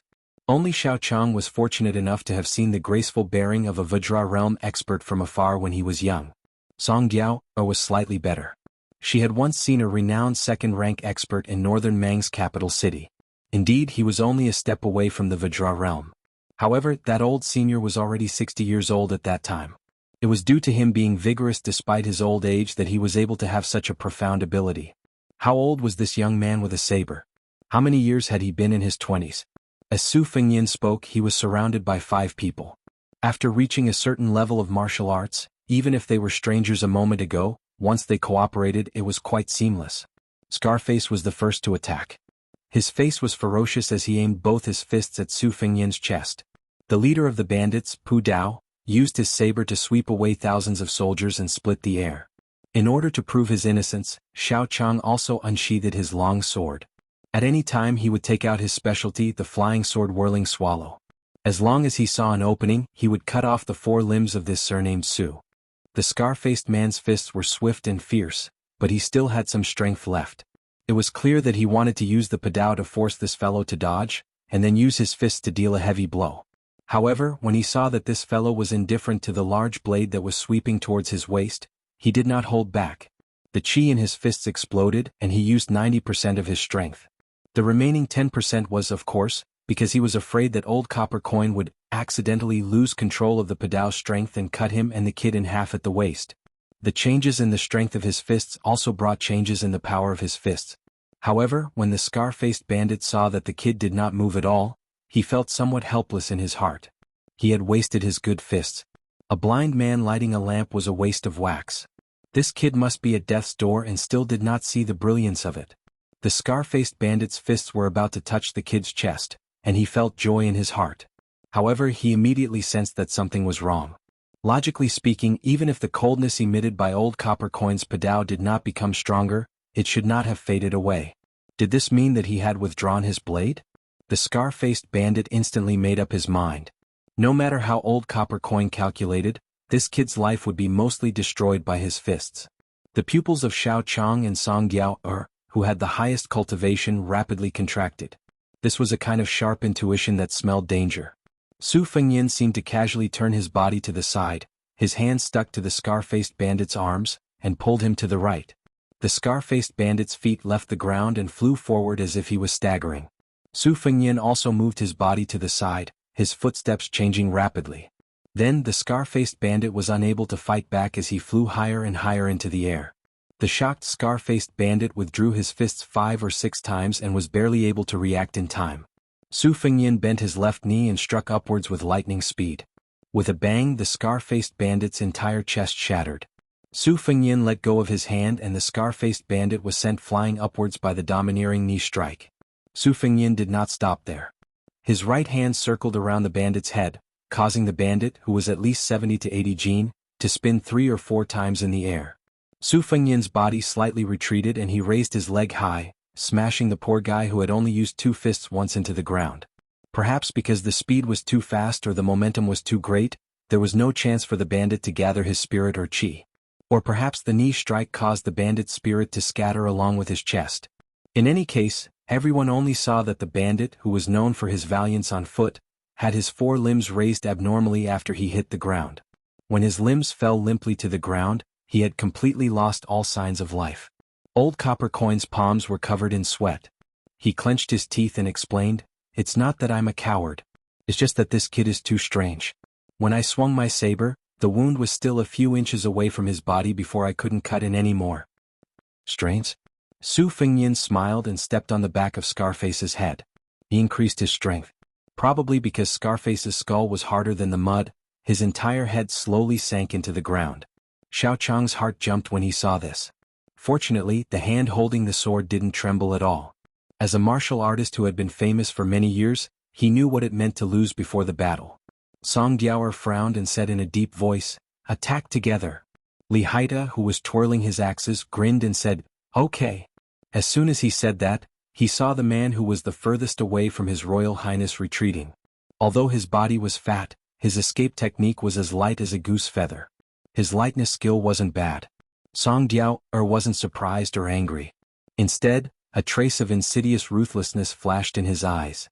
Li Haida retreated quickly, but Su Fengyin chased even faster. When His Royal Highness flashed past Old Copper Coin, the horse bandit who was used to killing people didn't dare to move and let him pass by. Li Haida knew that Su Fengyin knew that he couldn't kill him. Seeing that he couldn't escape, he hardened his heart and suddenly stopped. After landing on the ground, he still slid for a while, leaving 2 marks on the ground. He took the opportunity to accumulate power. When the young devil who killed without blinking arrived in front of him, he crossed his axes and swung them.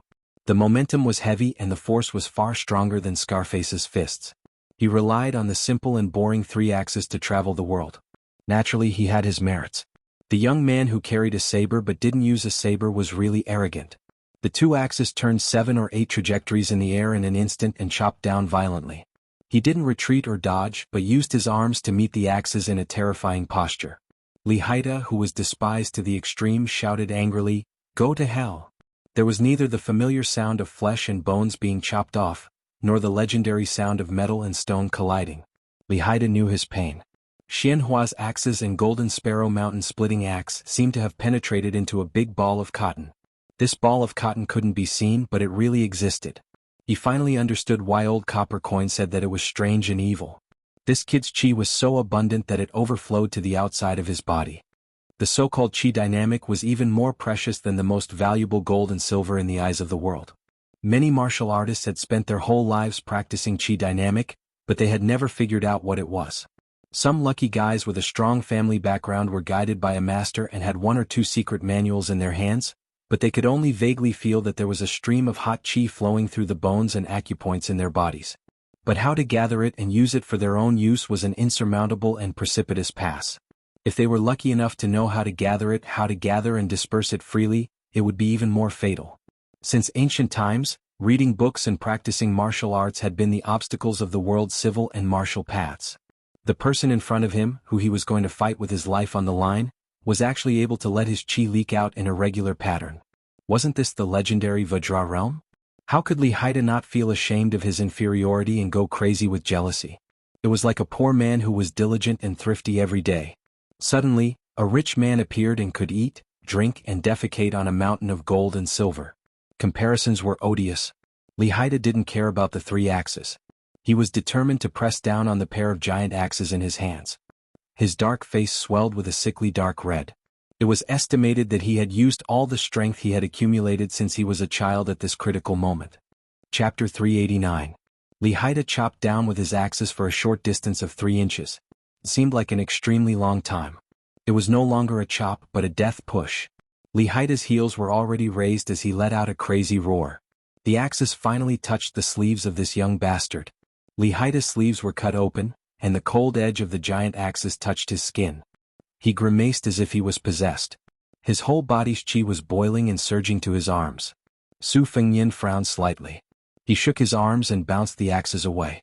A kick landed on Li Haida's chest, and the burly man's hands split open, causing blood to flow out. He fell back. Su Fengyan effortlessly grabbed Li Haida's wrist and broke it with a twist. He took Xianhua's broad axe and Jianghu mountain splitting axe. With a twist of his hand, Su Fengyan turned into Li Haida holding 2 axes in his hands. Li Haida fell to the ground with a blank mind. He propped himself up with his elbows, turned around and ran. Su Fengyan didn't say anything and waved an axe, stabbing it into the back of the burly man. Li Haida pounced forward with the huge force of the axe and stabbed the burly man's head. The corpse fell to the ground. He couldn't be any more dead. Su Fengyan looked down at his arms and mocked himself. In the end, I'm still not at the true Vajra realm. Old Copper Coin's face was pale. Seeing this devil who had killed 2 people in a row walk towards him, he was about to take out the gunpowder tube to send a message. However, after being caught, he quickly retracted it as if it was scalding his hand. He even threw away his padao and knelt down to beg for mercy. Hero, please spare my life. I have old people and young children to take care of, and it's not easy to raise a family on the border. I was blinded by lard, so I schemed against the fish dragon gang. Young Master Su, please forgive me. Today's matter was planned by that pretty boy Song Giao and that grandson Xiao Chang. Every injustice has its perpetrator, and every debt has its debtor. Young Master Su, if you want to kill me, you have to find them first. I will kowtow to you. Old Copper Coin spoke incoherently and kept kowtowing. Alright, then I'll find trouble with those 2 first. As Su Fengyan said these words, he was checking the abnormal flow of chi of this horse bandit. Lowering his head could hide the malice in his eyes, but the muscle texture of his fists could not hide the killing intent. His Royal Highness sneered and kicked the horse bandit's head off his shoulder. The head rolled far away with blood and finally stopped at Xiao Chang's feet. Xiao Chang's eyes widened. His eyes were bloodshot. He didn't look at the head at his feet. He only stared at the young disciple of the general's residence. 3 out of the 5 had died. Song Giao was still rather calm, but he didn't have the confident bearing he had before. He said bitterly, Young Master Su, since you're already an immortal who has stepped into the Vajra realm, why bother with ants like us?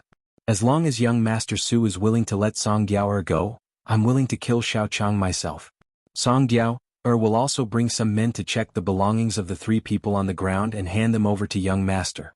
In the future, Song Giao and his descendants will set up a memorial tablet in young Master Su's honor. Incense will continue to burn. The sword in Xiao Chang's hand trembled. He cursed, Song Diao, you're worse than a pig or a dog. Song Diao, completely ignored Xiaochang's curses. He only carefully bent his waist and faced the young devil of unknown origin. Seeing the expressionless face of this young master who hadn't even drawn his saber half an inch out of its sheath, he continued, after Song Diao kills Xiaochang, if young Master Su is still not satisfied, Song Diao can cut off one of my arms to show my sincerity. Su Fengyan smiled and said, okay. Then he saw a good show of brothers killing each other. After the time it took to burn a stick of incense, Xiaochang, who had left his sword and reached perfection, fell into a pool of blood, dying. Song Diao, who had always given people the impression of focusing on scheming and rarely fighting, was actually an expert close to the second rank with a flexible sword at his waist. It seemed that a weak scholar who could make a name for himself could still make a pure martial artist look at him in a different light if he really practiced martial arts. However, Song Diao didn't have it easy either. His body was covered with cuts and bruises, and his scholar's green robe was badly torn. He sat cross-legged, looking battered and exhausted. Su Fengyan approached Deputy Gang Leader Xiao, who was panting more than he was inhaling. He squatted down and said with a chuckle, how does it feel to fight with a brother you've known for many years and die in the hands of your brother? I know you have a very promising son, and I also know that you betrayed the Fish Dragon Gang this time in order to help Xiaoling. Don't worry, I'll give this boy a chance. I'll send him a secret letter using your tone and handwriting. If he's not tempted and doesn't want to be the leader of the Fish Dragon Gang, you can just be like Wang Dashi's father and die for the Fish Dragon Gang. Xiaoling won't suffer much for the rest of his life. If he's tempted? The answer was obvious. How could Xiaochang not know his son's temperament? He couldn't speak, but blood gushed out of his mouth. Obviously he was extremely angry, but unfortunately he didn't have the spirit to be angry. Su Fengyan pointed to the top of his head and then said flatly, I know you want to say that I'm unreasonable, but why should I reason with a person like you? Xiaochang died with his eyes wide open. As for whether this old swordsman who should have been able to enjoy the hard-earned glory and wealth, other than anger, no one knew. Seeing Su Fengyan stand up and turn around, Song Diao wiped the blood from the corner of his mouth and said with a smile, Young master, please let me say a few more words. I know I'm going to die, but instead of being easily killed by you, it's better to show off what I've learned in my life. Just treat it as showing off my slight skill in front of an expert. The reason why I didn't even want to send a letter to the 36 horsemen is because I'm afraid that these brothers who have followed me will die in vain. Hey, one of the second in command has liked my concubine and daughter-in-law for many years, but because of their brotherhood, he stopped because of his love for her. I'm confident that even if I die here today, he will collect my corpse and won't have any relationship with that woman. On our border, there are no more honest people like him than young Master Su, who is in the Vajra realm. The youngest of my brothers, 16 years old, only taught him about 40 words. It's a pity. Song Diao chattered for the time it takes to burn a stick of incense. Although he wanted to continue, seeing Su Fengyan's aura change, he obediently closed his eyes and waited for death. After waiting for what seemed like an eternity, Song Diao opened his eyes and subconsciously looked into the distance. He saw the young master with the saber standing in the same place. The next moment, Song Diao, who had been at the gates of hell, was completely stiff and cold. The fear in his heart was so strong that even if he had seen that fellow kill 3 of his peers, told Xiaochang to die unhappily with a calm tone, and closed his eyes to wait for death, it would still be strong. A jade-green dagger was suspended in front of his forehead. The 2-inch sword was slightly trembling. Because it was too close, Song Diao did not notice it at first. Flying sword. Song Diao cried tears of joy and laughed as if he had gone mad. Flying sword, it really was a flying sword. He was a swordsman who had been cultivating tirelessly on the path of the sword. In his life, to be able to see the flying sword of an immortal, even if he died he would have no regrets. Even if he died he would have no regrets? As a mounted bandit, who the F***ck was a saint. The young master with the saber raised his arm and the 2-inch flying sword flashed away.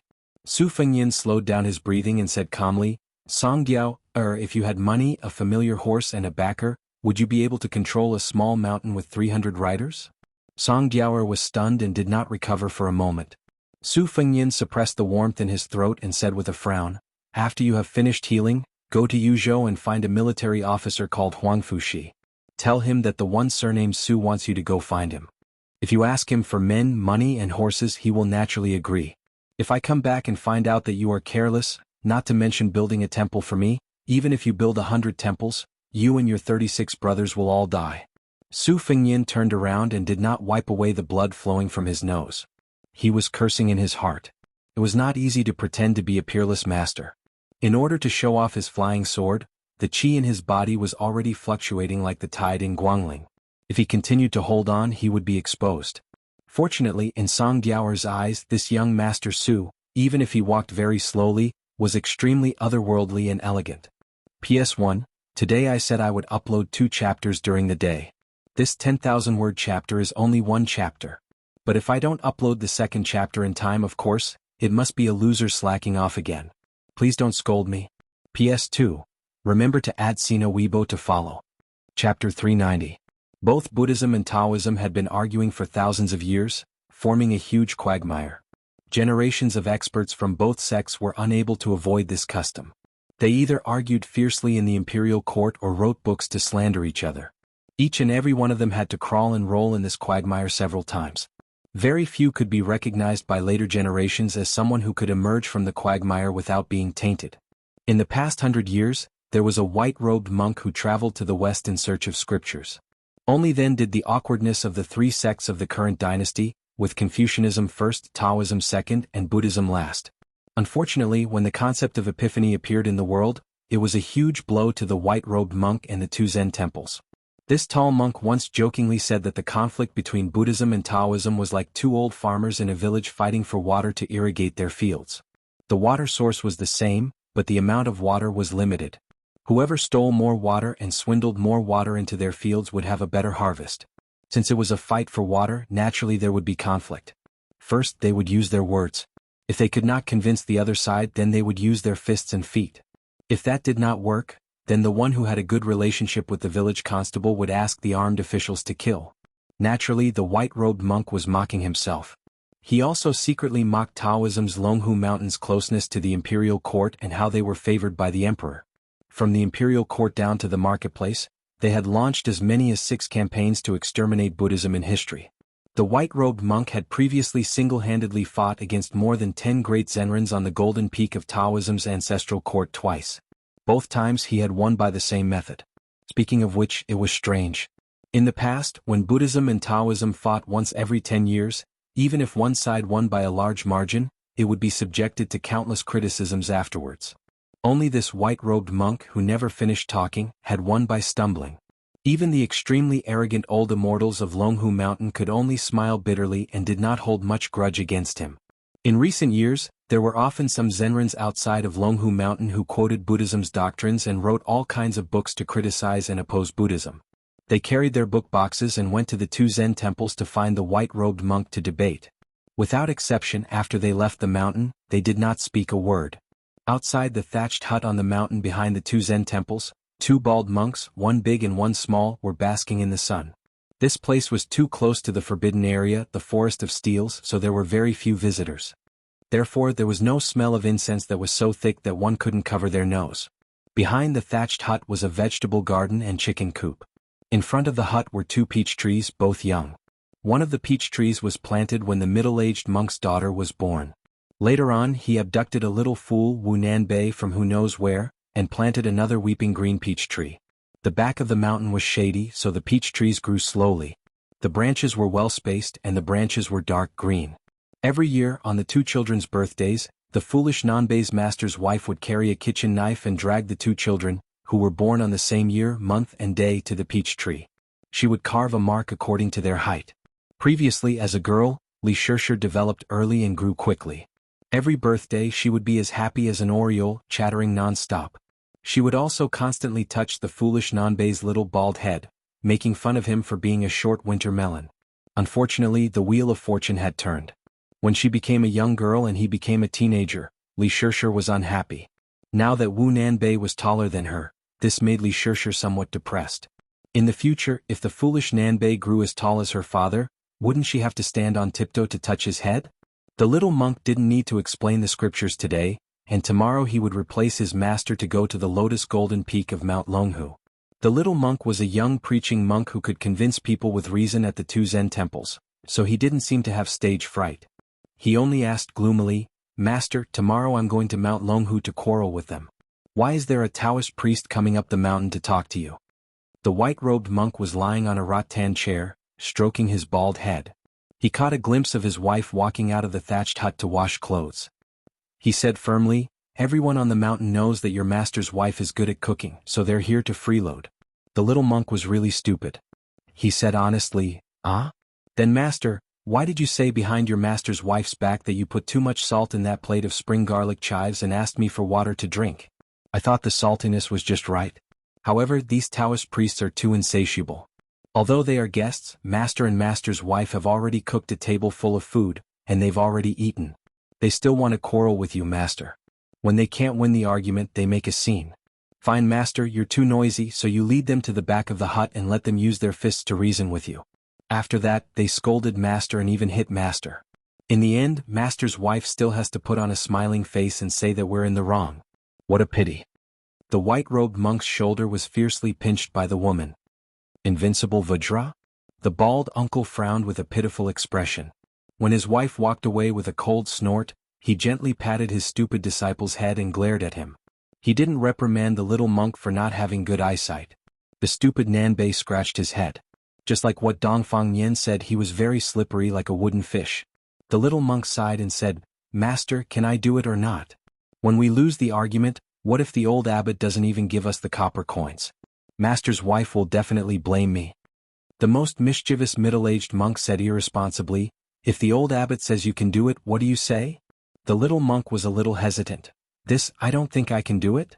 Half a year ago, the foreign monk who came from India said that he wanted to build a temple and preach. The old abbot agreed without hesitation. This made Abbot Huixian and the others who had been eyeing that piece of land for many years very angry. Also, a month ago, Master's uncle Fallon said that she wanted to renounce the secular world and stop being a monk. She wanted to go down the mountain to be a butcher who drinks wine and eats meat. The old abbot just smiled and said that he could do it. Also, 2 days ago, junior brother Yongfa, who was only 8 years old, ran to the old abbot's meditation room and said that if he didn't give him any candy he would pee there. The old abbot still agreed. The white-robed monk said lightly and asked, "Dongfang Yin said you can do it, then can you do it?" Kuai-Nanbei's eyes suddenly lit up. He grinned and said, "I think I can."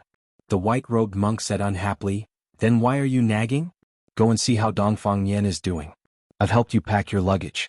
Even my daughter has never treated me like this. Seeing you makes me annoyed. Go, go, go." The little monk muttered, "Master, you're not going down the mountain for a long journey."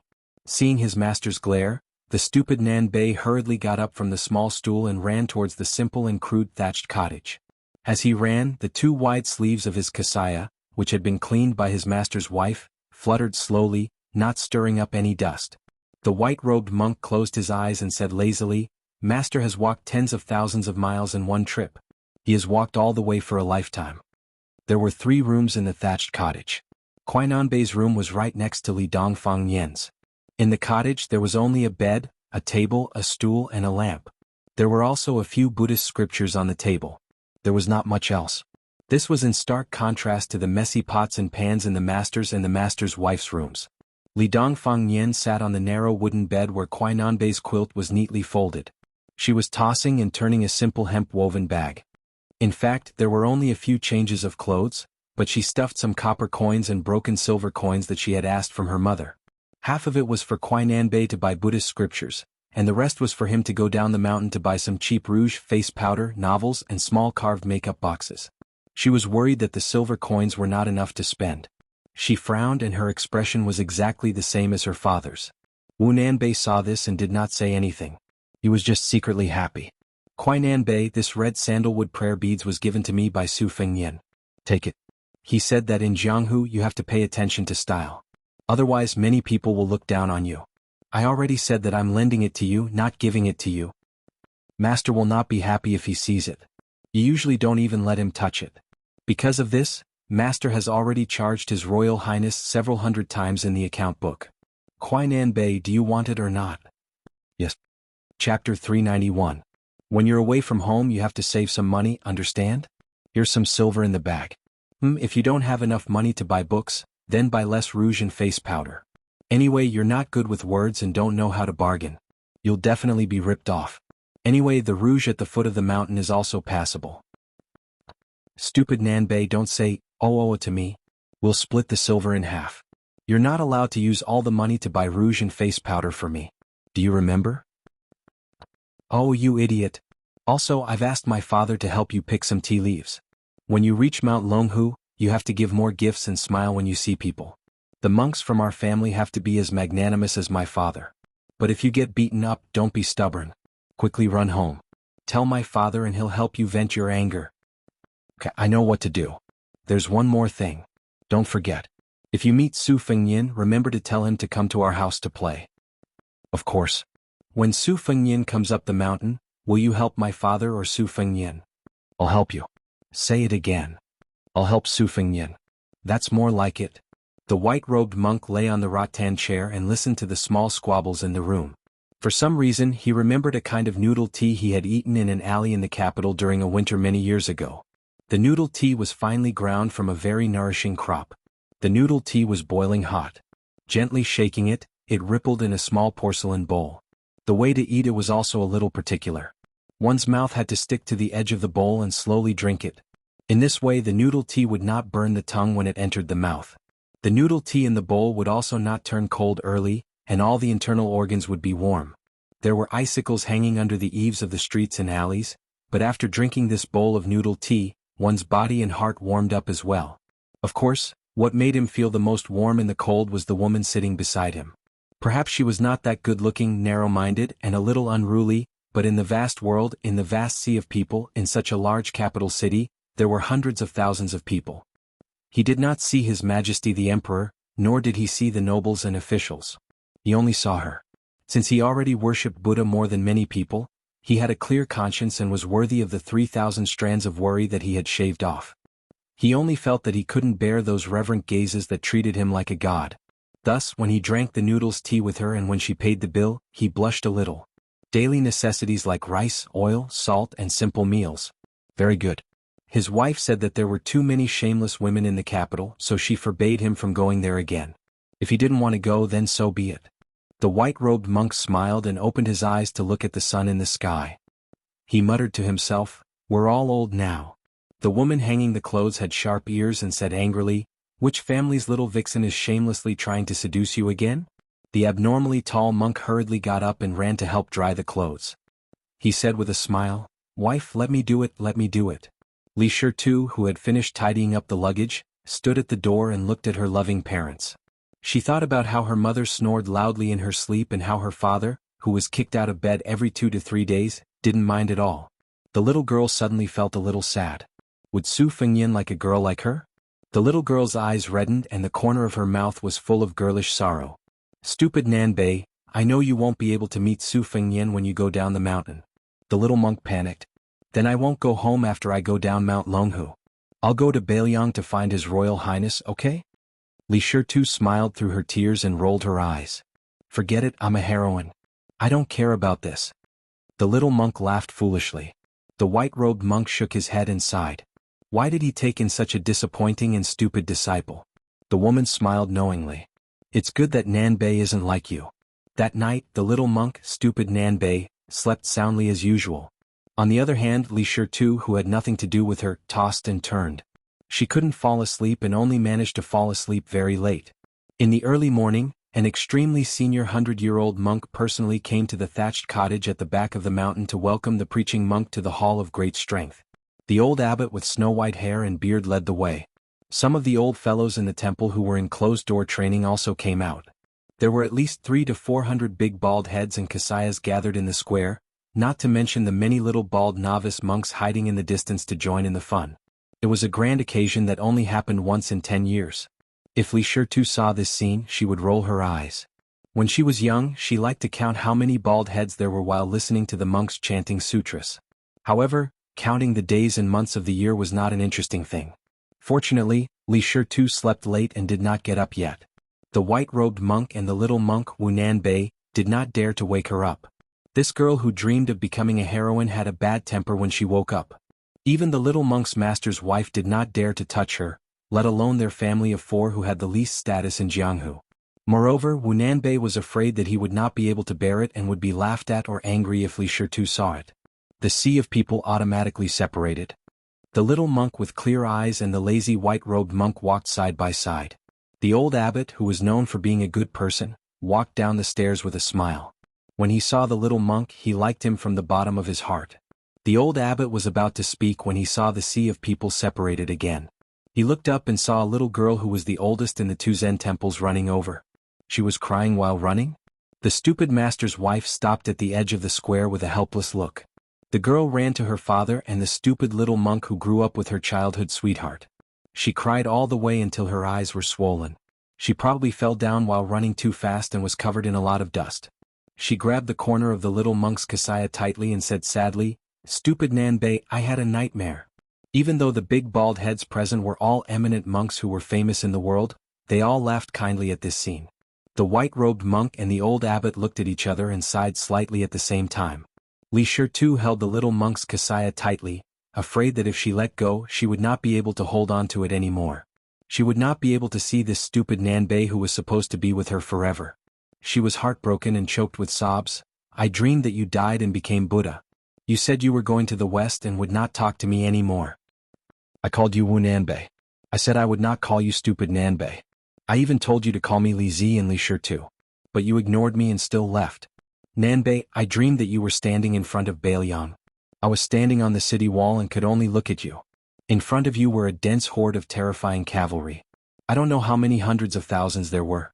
But you said, 'The world is so big, allow me to erect a benevolent monument in front of Bailiang.' Then those bad people shot arrows together. They did not charge but just poured arrows on your head. You were bleeding first and your entire kasaya was red. Then you sat down and lowered your head to recite sutras. Your blood turned golden. Then you became a Buddha. Father said that this is what a bodhisattva looks like. After you became a Buddha, you refused to see me anymore. Stupid Nanbei, I don't want rouge and powder anymore. Don't die, okay?" The girl spoke intermittently with tears streaming down her face. The little monk who was reciting sutras with the old monks was like a fairy scattering flowers and nodding his head. He probably felt sorry for Li Shi too and started crying as well. All the monks in the square were horrified. They were shocked beyond words. The old abbot narrowed his eyes and gently looked at the white-robed monk. The latter smiled and said, "It's okay. My disciple won't go to Mount Longhu. I'll go. Master, is that okay?" The old abbot smiled. It should have been reasonable, but this time he nodded unexpectedly and said, "Okay." The little monk clumsily straightened his kasaya and put his palms together. He faced the old abbot with the plaque of the Hall of Great Strength behind him and lowered his head and said softly, "If I can really become Buddha, I don't want to become Buddha anymore." Chapter 392. In the trade between Beimeng and Bailiang, the proportion of tea bought by horses was very high. Most of the tea was coarse and was used to adjust the diet. However, over time, several ancient tea horse roads were gradually built to transport good tea such as Longjing Biluo de Hongpo. The period before the reign and before the Ming dynasty was especially busy. There was an endless stream of merchants and peddlers on the tea ceremony. As a larger border town in the south of Beimeng, Leixing was close to the water. In addition, there were several good springs with good water quality in the city. Among them, the Sparrow Tongue Spring was ranked as one of the 72 best springs in the world. There was a small tea house near the Silver Ingot Bridge in the northeast corner of the city. It did not have a signboard, but a bamboo birdcage hung at the door with a parrot in green clothes and a red beak inside. It was said that parrots imitated people's words, but this silly parrot politely called out "eunuch, eunuch" whenever it saw a customer. Wasn't this asking for a scolding or a beating? It was really annoying. In addition, the tea house was simple and crude, and the tea they sold was not of the best quality. It was just a cup of tea passed down from the old Western shoe. The way to eat it was vulgar, and the tea leaves were also ordinary. The owner was a somewhat scholarly old man with completely white hair, but his face was a middle-aged man. With his cold and distant temperament, how could he attract regular customers? The only waiter in the tea house was a young man with a decent appearance. He carried a wooden sword all day long. Occasionally he would catch unfamiliar customers who entered the small tea house without knowing the reason. He would work hard to serve them enthusiastically. However, if he used too much strength, those customers would be annoyed. After paying for the tea, they did not plan to come again. The business of the small tea house was getting more and more deserted. Fortunately, the rent was not expensive and the capital was not much. The tea house could barely support itself. In the twilight, the old man sat down and tuned the strings of a python skin arrow. Previously, a customer who came to the tea house wanted to buy it for 80 taels of silver. No matter how the young waiter instigated him, saying that he could open a bigger tea house with 80 taels of silver. It was a pity that the old man did not sell it. This made the young waiter so angry that he almost killed the parrot and ate its meat. At this moment, he made himself a bowl of onion noodles with egg and buried his head in the noodles at the table next to him. He said vaguely, "Old Huang, if this continues, our tea house will lose money. I know you are not short of money, but my brother used to say that when you are in Jianghu, it is one thing to be extravagant, but since you are doing business with others, you must not lose money. Old Huang, don't pretend that you can't hear me. I'm talking about serious business with you. If you continue to pretend to be deaf, I'll really get angry with you." The cold old man glanced at the young man with the sword and said sarcastically, "Young one, aren't you just thinking about making money so that you can change the tea house into a tea house? When the time comes, you'll have a reason to ask me to hire 2 delicate girls to help you. Have you gone crazy thinking about women? I still have a few strings of money here. I can't go to the big brothels, but it's more than enough to find some good-looking prostitutes. Unfortunately, private prostitutes can't be compared to official prostitutes. I can't give you King red packet." The young man with the surname one slammed the big bowl on the table and said angrily, "Old Huang, what are you talking about? Am I that kind of person?" The old man smiled playfully, "Young man, you've grown up. You dare to slam the table in front of me. Believe it or not, I'll throw you into the palace of Beimang and let that old woman have a change of taste." The ugly swordsman with goosebumps smiled flatteringly, "Old Huang, you and I depend on each other for survival. Harmony is the most important thing. Are you hungry? I'll go and make a bowl of onion noodles for you. Are you hungry?" The old man didn't buy it. He waved his hand and said, "Go and bring that idiot into the house." The young man quickly finished the noodles and licked the bottom of the bowl. His face was still full. He went to the door and took down the bird cage. Along the way he wanted to teach the parrot some new tricks. When he said, "Grandpa," the parrot replied, "Grandpa." When he said, "Grandpa," the parrot still said, "Grandpa." He was so angry that he scolded, "Grandpa," but the parrot still said, "Grandpa." The young man who was cursed "Grandpa" 3 times reached into the cage and taught the bird a lesson. The green parrot fluttered and lost a few feathers. The old man said helplessly, "This idiot is already 60 years old. It doesn't have many feathers to lose. Why are you sulking with an animal?" Throwing the bird cage on the table, the young man changed several sitting positions but still felt uncomfortable. He simply took a bench. According to old Huang's strange saying, he put his head and feet on the bench, his body was suspended in the air, his hands were folded behind his head, and he stared at the ceiling in a daze. This used to be a roast goose shop, so the ceiling was dirty and greasy. The young man sighed and said, "Old Huang, I'm very depressed now. Why don't you tell me more stories about Jianghu? I love it." The old man had a bad temper. He said angrily, "I have nothing to say." The young man was a scoundrel. If the mountain didn't listen to him, then he would go. His eyes suddenly became warm and he said to himself, "I know old Huang is an experienced Jianghu person, so you must have a lot of interesting things hidden in your stomach. You like to rot in your stomach. If you don't want to say it, then don't. Anyway, Wen Hua, am also a man with a story. In the past, when I wandered the Jianghu with my brother, 2 men, young fellows' buttocks could make pancakes, so it was not easy for me to fall asleep at night. What should I do if I couldn't fall asleep? When we talked, we always talked about women. My brother was good-looking, so I was very jealous. Usually, when I went to the village to ask for water, if I knocked on the door, those annoying women would all lose their chastity as soon as I glanced at them. Don't talk about giving water, they would close the door as soon as they opened it. Hey, when young Su went, he was like a wolf or a tiger, pulling and pulling. Don't talk about giving water, they even wanted to give him their bodies. This matter can't be blamed on young Su. Every time I saw a pretty young woman, I would tell him. At that time, I thought that young Su had probably never eaten pork before, but he had seen pigs run. His tone was really arrogant, saying that this was not good and that was not good. It made me choke with anger, so I told him that sooner or later, he would make a name for himself by practicing the sword. Then he would find a good heroine to be his wife and piss him off. Old Huang, guess what the result was? He said that no matter how beautiful the women in this world were, they still had to eat, drink, and defecate. Do you think that those high and mighty fairy sisters in the Jianghu also had to fart? He patted the dust off his thigh and lay down on the bench again. He continued, he said that I couldn't be nervous when I saw a woman, otherwise I would be a bachelor for the rest of my life. Last time when I was rushing to Beiyang, I saw her and my palms were sweaty. Later, I had an idea and thought of young Su's words, so I wasn't nervous anymore. But when I thought of the scene of her farting, I laughed until I was a little silly. I reckon that I didn't leave a good impression on that fairy sister. AI, this is probably what young Su meant when he said that bear's paw and shark's fin can't stay in the same bowl. Later I met young Su by the lake. When we were defecating together, he gave me a trick that was even more ruthless. He said that if I was still nervous, don't be afraid. Just imagine the fairy sisters defecating in the toilet. Damn it, at that time I almost sat down in my own shit. An old man raised his head and nodded. A little interesting. Chapter 393. Originally, in the minds of the young Murong siblings, the king of Bailiang was just an empty title. In the distant Bailiang border, behind him was a vast number of armored cavalry. 300,000? They couldn't imagine what kind of number this was. Such a great vassal king who was privately called the second emperor should be a terrifying and ambitious person who could shake the entire dynasty with a stomp of his foot. However, it originally had nothing to do with them. That was until Murong Wuzhu and Murong Tonghuang arrived at the Bailiang Palace and stayed in the Wutong Garden. Borrowing His Royal Highness' influence, they ate at the same table with Tu several times.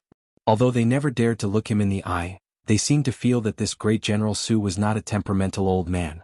On the contrary, he was very easy to talk to in front of His Royal Highness.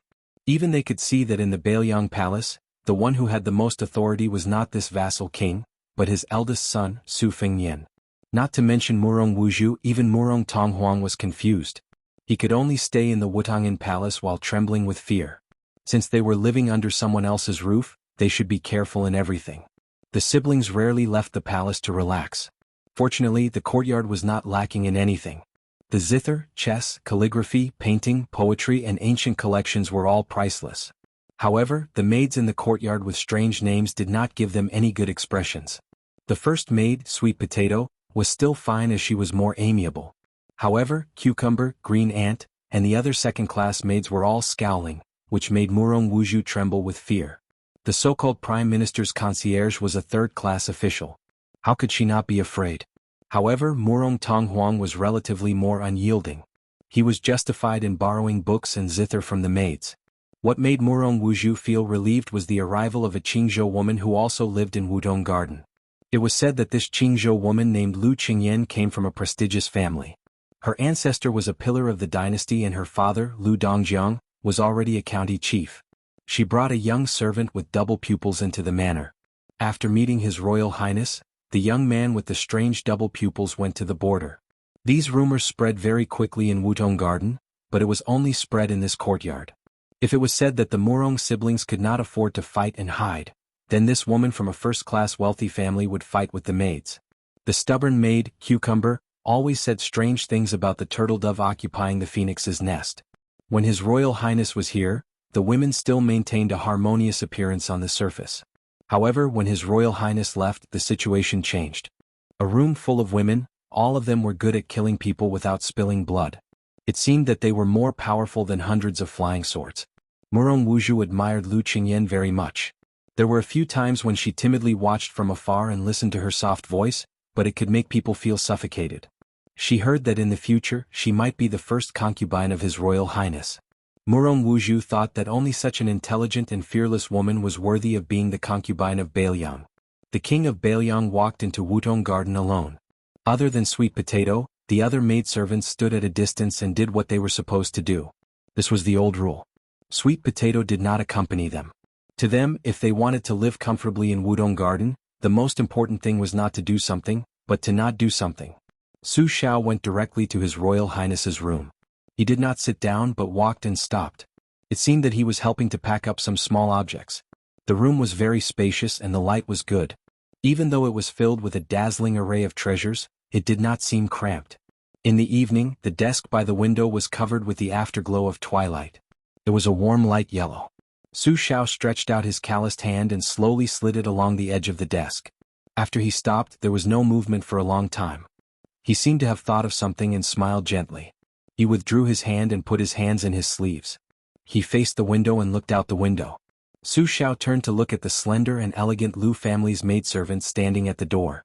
He waved his hand and smiled. "Qingyan, you've come. Come in and sit. Talk with uncle." Lu Dongyan entered the room. After Su Xiao sat down, she picked up an embroidered stool and sat down in a slightly reserved manner. Su Xiao smiled and said, "Uncle is busy. I haven't been a good host recently." When you go back, don't talk about uncle in front of Lu Zhuge. Lu Dongyan shook her head and smiled. I won't. Su Xiao laughed loudly. He paused and fell into his memories. He sighed and said, I remember the first time I came to the capital to meet the emperor. It was Minister Lu who treated me with respect and brought me, a young martial artist, to the throne room. Could be said that we walked together. At that time I was puzzled. Why would a second-rank minister of the Ministry of Personnel be willing to walk side by side with a sixth-rank military officer who had just received a promotion? Didn't he think it was beneath him? Now Uncle Su understands. I've long heard that Shang Zhuge knew some prophecies. It seems that he has been waiting for this day. If I had known at that time, I would have had the guts to curse him for being a sly old fox. Only now did Lu Dongyan know of such a relationship. She pursed her lips and smiled. Her eyes were pure and did not reveal too much awe or curiosity. Su Zhao's tone was milder. He said, Uncle Su has heard some things in Beiliang. You've just arrived in Beiliang, and when Tai and Hong Lingshu, these two old fellows, are already making a ruckus in the capital. Qingyan, I remember that when you were young you often visited their homes. Those two old fellows really don't care about old friendships at all. The old one bullies the young one when he can't. They've lived for so long, but the more they live, the more backward they become. These years in Qingzhou, if it weren't for Lu Zhuge holding the fort, there wouldn't have been any Green Party, let alone Bai Yan's mischief. But then again, we're all family. If the old minister had clenched his teeth and held on, although the Green Party could have survived for a few more years, your Lu family would have been completely suppressed by Wen Hong. If the old minister hadn't completely given up on the Green Party that he had created, he definitely wouldn't have let you come to Beiliang. As a result, the Green Party has already lost its last breath. Lu Qingyan whispered, Ancestor said that at his age, he's already enjoyed all that he could. It's time to seek fortune for his descendants. Su Xiao finally smiled. He nodded and said, I like old minister to be an honest person and speak the truth. To be honest, Uncle has never had much malice towards the Green Party. They want fame, fortune, power, and official positions. They are straightforward and throw everything and everyone on the scale. They will buy and sell as much as they weigh. They are never ambiguous. It's actually not hard to deal with such people. Old Wen and Old Man Wen haven't learned the good things from Zhang Julu and Gu Jiantang in the capital, but they have learned the bad things from them. The Green Party originally didn't have any capable auxiliary talents and strategic strategies. How can the Green Party, which is not united, withstand a few disturbances from others? It's a pity that they will fall apart if they are distracted. Lu Qingyan naturally didn't dare to speak. Chapter 394. Su Xiao said self-deprecatingly, Why am I telling you this? Uncle originally wanted to chat with you about daily life. Alas, when people get old, they become muddle-headed. Lu Qingyan blinked her eyes and said softly, Uncle Su, can you tell me about His Royal Highness when he was young? Su Xiao made a subtle gesture of waving his hand, but it was not to reject the Lu family girl's suggestion. Instead, he withdrew the hidden loyalist. Only then did he smile at Lu Qingyan and say, Once you start talking, I don't know when you'll stop. Lu Qingyan smiled brightly and said, I'll wait until Uncle Su says he's tired. Su Xiao waved his hand and was clearly in a good mood. He smiled and said, Come, sit closer and talk. Uncle likes to nag about this. When Feng Yin was here, he didn't allow me to talk about it. Uncle usually couldn't find anyone who was willing to listen to these things wholeheartedly. Coincidentally, I found you, this girl, just right. As time passed, Lu Qingyan realized that Uncle Su was actually a very talkative old man. When he talked about the interesting and embarrassing things of His Royal Highness when he was young, his sparse gray eyebrows were full of doting and pride. At this time, Uncle Su was no different from the benevolent ancestors in his family. When he talked about the promising descendants in his eyes, he was reluctant to use a harsh tone. During this time, the head maidservant, Sweet Potato, brought in a food box filled with exquisite pastries and thirst-quenching fruits. The old man talked enthusiastically without any airs. Several times he personally peeled sweet oranges for Lu Qingyan. His Royal Highness's residence was not lit by candles. There were many mysterious mechanisms on the beams of the room. Sweet Potato's movements revealed many inlaid luminous pearls. The room was as bright as day. The key was that the light was gentle. If one stayed in it for a long time, it would not make one feel tired. Lu Qingyan did not see the ordinary luxuries of Beiliang Palace that people imagined, but she saw Beiliang's foundation and boldness in countless details. It wasn't until Sweet Potato handed over a beautifully embroidered velvet cushion that Lu Qingyan saw the warmth in the eyes of this first-rank servant girl and the slight curl of the lips of the plump beauty. She knew that at this moment she had reluctantly integrated into Wutong Garden. As the sky darkened, Su Xiao finally stood up. He did not want Lu Qingyan to see him off. He walked straight out of the house. When he reached the courtyard, he called for Sweet Potato. The two of them walked towards the entrance of the courtyard together. Su Xiao said calmly, "My original intention was for you to go with Feng Yin so that there would be someone to take care of you. However, he didn't agree, and secondly, this courtyard can't do without you." Sweet Potato said softly, "Blue Bird." There was a trace of helplessness in Su Xiao's tone. He smiled and said, "This stubborn girl. She knelt for an entire night. When I nodded, she took the instant spear and went out. Even now, I don't dare to tell Feng Yin about this. I'm afraid that I'll be scolded badly." Sweet Potato smiled. Of all the servant girls in Wudong Garden, she was the closest to the king of Baliang. Other than the father and son, no one else knew that she was the death warrior left behind by the Wangfei. Su Xiao sighed softly and said, "After Jihu left, you're more like Feng Yin's older sister." Sweet Potato was about to speak when Su Xiao waved his hand and said, "You and the Lu family girl are the same kind of people. In the future, take care of her. Baliang's environment is completely different from Qingzhou's. No matter how smart a girl is, she won't be able to adapt in a short time. We can't just transplant a good Qingzhou peony into Baliang's soil and not do anything about it. But remember, in a few days send a message to her saying that the man with double pupils is dead. See her reaction.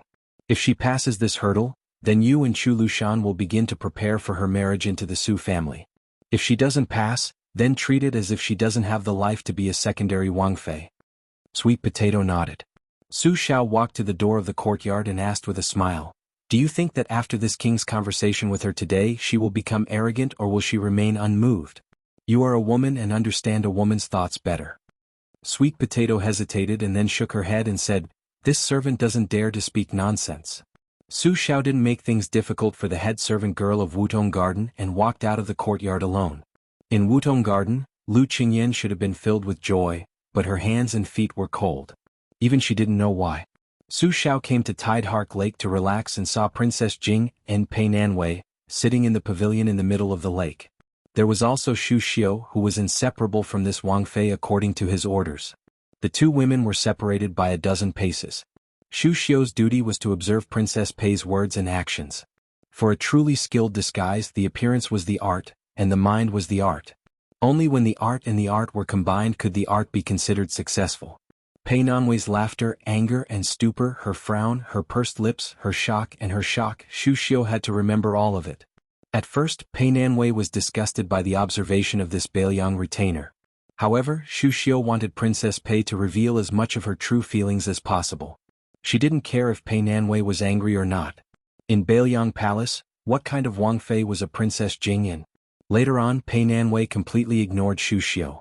For some reason, when she came to this sinister Wangfu that the court in Jianghu feared, she actually felt at ease and lived in an elegant garden by the lake. His Royal Highness was meticulous and had people get a few mu of reeds so that they could enjoy the scenery when they opened the window. Although it couldn't compare to the endless reeds outside Xiangfan City, Pei Nanwei, who was pretending to be calm and indifferent, only revealed a hint of joy on her face. No matter how big the reeds were, they were not hers. No matter how small the reeds in Baliang Palace were, His Royal Highness had clearly said that they were hers. Su Xiao walked into the pavilion in the middle of the lake. Xu Xiu had already silently knelt down. Pei Nanwei hurriedly stood and curtsied. She said softly, "This commoner greets great General Su. No need to be so courteous." Su Xiao joked, "You and that sissy Zhaohang. This king will have to be reversed. You will be king of Jing and he will be Princess Jing and..." Pei Nanwei's face was bitter. Su Xiao didn't sit down. He said, "Pei Nanwei, in the future, there will be no restrictions on you entering and leaving the Fu." Pei Nanwei unconsciously stood and curtsied again. She respectfully said, "Thank you for your grace, great general." Su Xiao smiled and walked out of the pavilion. He muttered, "This daughter-in-law of yours is too well-mannered." Pei Nanwei's face was stunned, and then her face flushed red. Xu Xiu's eyes were full of envy. Su Xiao leisurely strolled back to his room. Other than his 2 sons and 2 daughters, no one else would enter this place. Even if Qin Zhibao and his other foster sons had something to report, they would only speak outside the door of the courtyard. They would then go to the nearby anecdote pavilion to discuss important military matters. There was only one loquat tree in the courtyard. In the night, Su Xiao stood under the tree, lost in thought. He returned to the not spacious and luxurious room. It was simple and plain. There were 2 clothes hangers in the outer room. Su Xiao bent down and pulled out a chest from under the table. When he opened it, he didn't find any rare treasures, but a chest full of cloth shoes. Su Xiao took out a pair of half-sewn cloth shoes and a needle and thread box. After lighting a candle, he skillfully bit the needle, wrapped the thread around his finger, and began to sew the shoes. Not far away there were 2 clothes hangers. One was a general's armor, and the other was a king of Bailiang's official robe. Outside the window there was a loquat tree in the courtyard. It was planted by my wife the year she died. Now it is as tall as a pavilion. Chapter 395. When His Royal Highness first started practicing his bladesmanship in Wudong, he regretted not having done so earlier. He thought that he should have let the men of sacrifice raised by the prince's mansion fight each other. Only then would he be able to see real killing methods and not some flashy moves that looked like the flash of a sword. Letting the horse gang leader Song Giao and Xiao Chang fight each other was not only to let the latter die with everlasting regret, but also to let His Royal Highness see the wonders of the flying sword swallow spiral. Back then on the Xiangfan official road, Song Giao had used the flying sword to force His Royal Highness to use it. Later on, His Royal Highness had used the flying sword to scare Song Giao. It could be considered an impromptu idea, but fortunately, it was not too embarrassing. Su Fengnian's impression of Song Giao was not bad. He was scheming, patient, and knew when to advance and when to retreat. However, what Su Fengnian appreciated the most was the words he said before he died. Perhaps it was because of this that Su Fengnian truly saw Song Giao in a new light. Song Giao had said that his second brother was a rare kind person on the border, and was Song Giao not the same? After Su Fengnian walked far away, he spat out a mouthful of blood and hurriedly covered it in his palm. A short sword flew out of his sleeve and was carefully nurtured before he quietly put it away. After drinking blood to form a sword embryo and nurturing a spiritual root with spiritual qi, a flying sword could be considered a preliminary success. The sword embryo had to be good, the sword nurturing had to be good, and the sword controlling had to be strong. Only when all 3 were present could the flying sword be used to kill people. Su Fengnian could use the flying sword to scare people but definitely not to kill people. Su Fengnian came in a hurry and left leisurely.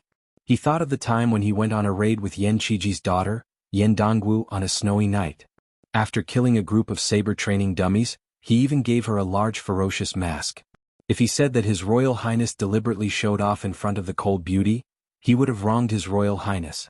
If he did not use this method to talk to Su Xiao, given Su Xiao's tight control over Bailiang, Yan Qiji would not have been able to go out of Bailiang, let alone become a member of the royal family and become a member of the royal family, let alone become a member of the royal family.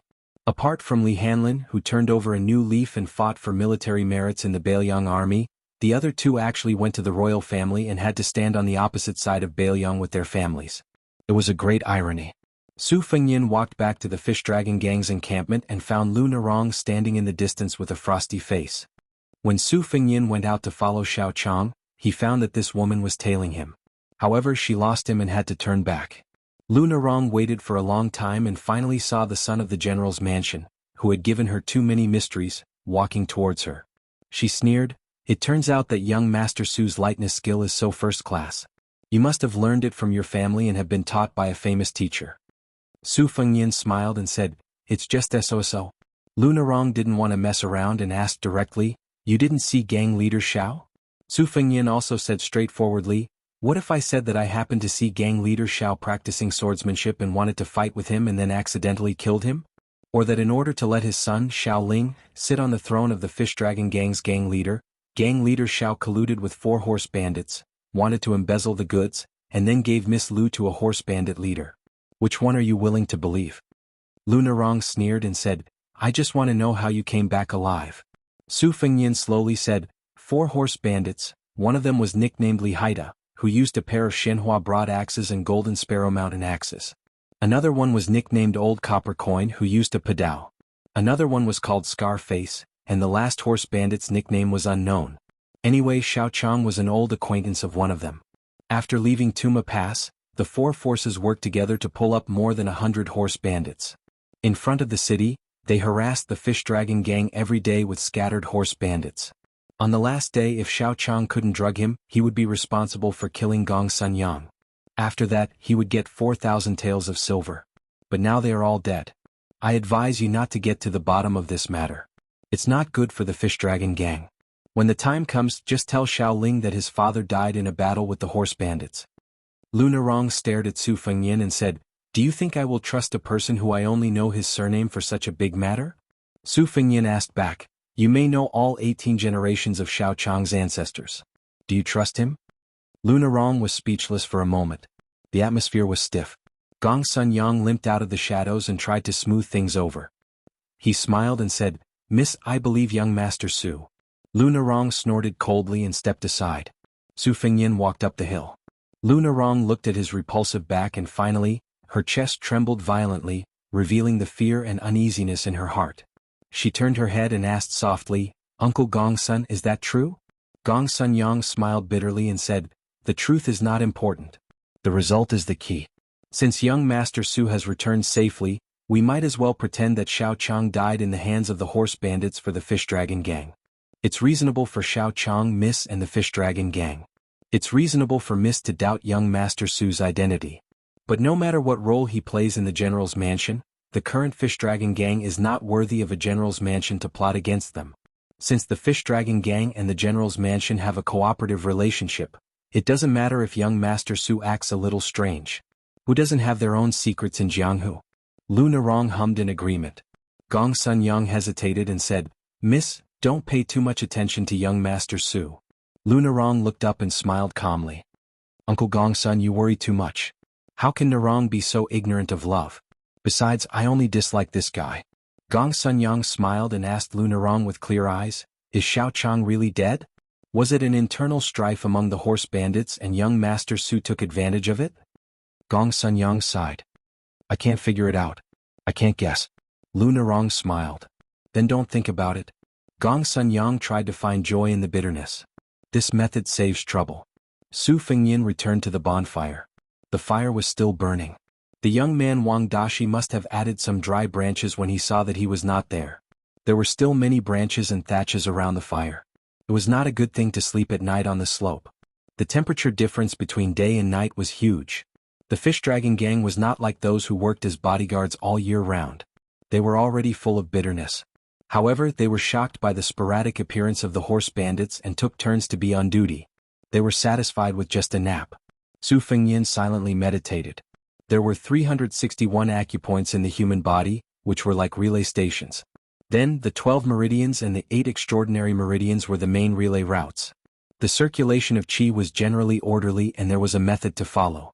Ordinary people could practice swords and knives, but why was the same sword and knife so different in the hands of different people? 4 ordinary martial artists to control weapons.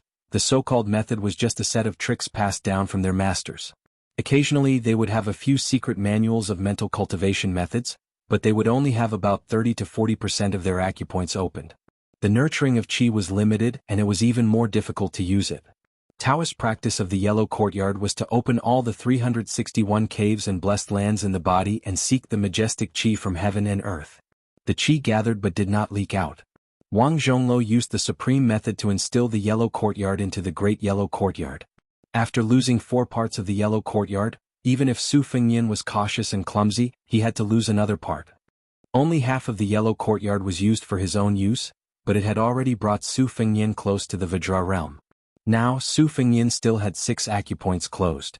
No matter how he breathed according to the unique formula and used the yin and yang to nourish his muscles and bones, he could not break through that layer of window paper. This was already the biggest achievement that the old man with the sheepskin fur coat had obtained under the premise of a few hundred moves of the 2-sleeved green snake tempering. Wang Xinji's knife manual did not elaborate much on the moves. Instead, it listed many obscure and even unreasonable qi circulation trajectories. Most of them went against common sense. However, after Su Fengyin verified it in private, he suddenly saw the light when old sword god Li used the embroidered winter knife to explain the sword will and sword moves at the bow of the ship. The more brilliant a sword move was, the more complicated the qi circulation would be to support it. Practice makes perfect. Ordinary people only saw the moves of experts that were played down but had the power to destroy cities and shake mountains. However, they did not know the difficulties and hardships of cultivation.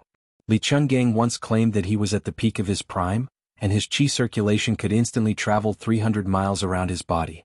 Therefore, there was a saying that a sword immortal's move would travel 10,000 miles and be absorbed in 8 extremities. How terrifying was this? Su Fengnian opened his eyes and exhaled a murky breath. He mocked himself. It seems that if one's algebra is not good enough, unless one has a talent that only appears once in 100 years, one will not be able to become a martial arts giant. His Royal Highness raised his head and looked at the bright starry sky. He said seriously, killing 6 second-ranked experts, 2 King Kong and 1 Xianxia. Can you do it? Su Fengnian lowered his head and looked at the simple and unadorned spring thunder knife. He laughed and said, it's still easier than snatching the top 10 beauties in the world and turning them into decorative vases. His Royal Highness fell backward and lay on the ground. He made a face at the starry sky and closed his eyes. He muttered, how's the sky? Chapter 396. I can't bear to see a beauty grow old and a hero past his prime. As long as Su Xiao is alive, I won't send my troops south. I won't let Su Xiao's reputation be tarnished. Bah. When Su Fengnian opened his eyes and saw the white sky, he couldn't help but laugh when he thought of the conversation between the Beimeng Empress and Su Xiao. It couldn't be called a war of words. The northern Meng royal court would always leak out some rumors from time to time, and the empress, who was over 50 years old, had never concealed her special feelings for Su Xiao. There were rumors that the empress had secretly visited the Liang dynasty when she was young and had met Su Xiao once. There were even rumors that they had an earth-shattering, short-lived marriage. The officials of the two dynasties were skeptical of the former, but naturally very few people believed the latter. It was mostly spread in the marketplace and countryside. No matter how much the court officials of the current dynasty disliked Su Xiao, they all scoffed at the rumors. Of course, Su Fengnian didn't believe it even more. He slowly stood up, stretched, and shook his head. When he turned around, he saw Wang Dashi jogging over. Along the way, he secretly crossed his fists in front of his chest to strengthen each other. Unfortunately, it was only a rough embryonic form, and he was still thousands of miles away from reaching a higher level. After seeing Su Fengnian, Wang Dashi whispered, Guest Gong Sun said that Boss Xiao found a few bandits on horseback last night and attacked them with his sword despite being stopped. We don't know when he will be back. Miss said to wait for half a day. If he doesn't come back, we will have to go to Luqing first. Su Fengnian smiled and asked, You left the dead branches for me last night. Aren't you cold? Wang Dashi's honesty was immediately exposed. He blushed and said, There are many rules in our faction. Moreover, the master may not teach you real skills. He often says that he will wait a few years before he can settle down. You will forget after a while. When the time comes and you ask about it shamelessly, the master will say that you won't be able to accomplish anything in a few years and that you are not a talent that can be cultivated, so he will put you aside. In the end, it's because I didn't give you enough money. Su Fengnian couldn't help but laugh. You're actually not that stupid. The young man scratched his head and blushed. He mustered up his courage and said, Young Master Su, you're different from those masters who only want to pocket money. Su Fengnian, who never rejected flattery, laughed heartily and said, Good taste. The members of the Fish Dragon gang gathered in groups of 3 to 5 and looked at Wang Dashi with all kinds of eyes. Some despised the coward Wang Dashi for being too flattering, some envied their junior fellow apprentice for being on the general's mansion's boat, and some wondered why the descendant of a general surnamed Su was so happy to talk with Wang Dashi. Generally speaking, those who were young and impetuous would not be nice to this young Master Su. Those who were older and had experienced some things in the Jianghu seemed to be reserved, but in fact they still hoped that young Master Su would take the initiative to exchange a few pleasantries and give them a way out. They would then squeeze out a smile and try to get close to him. Unfortunately, this young man surnamed Su was too arrogant. He even ignored them when they were almost at Luqing. This made many of the members who hoped to form a good relationship with the general's mansion angry. Su Fengnian glanced at the members of the Fish Dragon gang. When we return to Lingzhou, you won't have a good life. The young man forced a smile. His smile was slightly bitter, but he didn't have the confusion and fear he had before. This young man was the only one who fought side by side with Lu Nerong at the last moment of the Falling Horse Pass. He didn't know if he was comforting young Master Su or himself.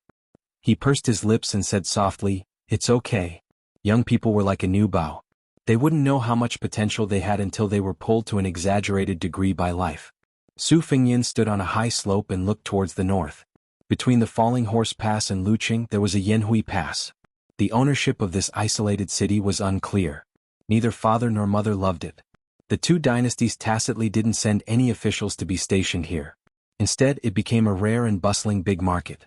The residents of the pass had long trained their ears and eyes to see far. When the war between the two dynasties rose, they would disperse, and when the war stopped, they would gather. They were happy and unfettered. Further north of Yanhui Pass was Beimang's territory without any suspense. It was heavily fortified. Every 5 miles, every 10 miles, and every 100 miles, it was repaired and improved year by year, forming a distinctive and complete military defense system. Gong Sun Yang, who was looking towards the north with His Royal Highness, carried his wine bag. There wasn't much green ant wine left, so he awkwardly tied it back to his waist. He introduced the complicated situation of Yanhui Pass to Lu Nerong, who was beside him, and said, "Miss, we are still 2 days away from Yanhui Pass. This place is filled with all kinds of people. Many criminals who committed crimes in the south of our dynasty have migrated here. It's the same in Beimang. There are also some soldiers and generals who were stationed at the border who have left their military status for various reasons. Some are spies and some are simply leading their brothers to do some beheading business. Most of them are fugitives who escaped from hard labor in the army.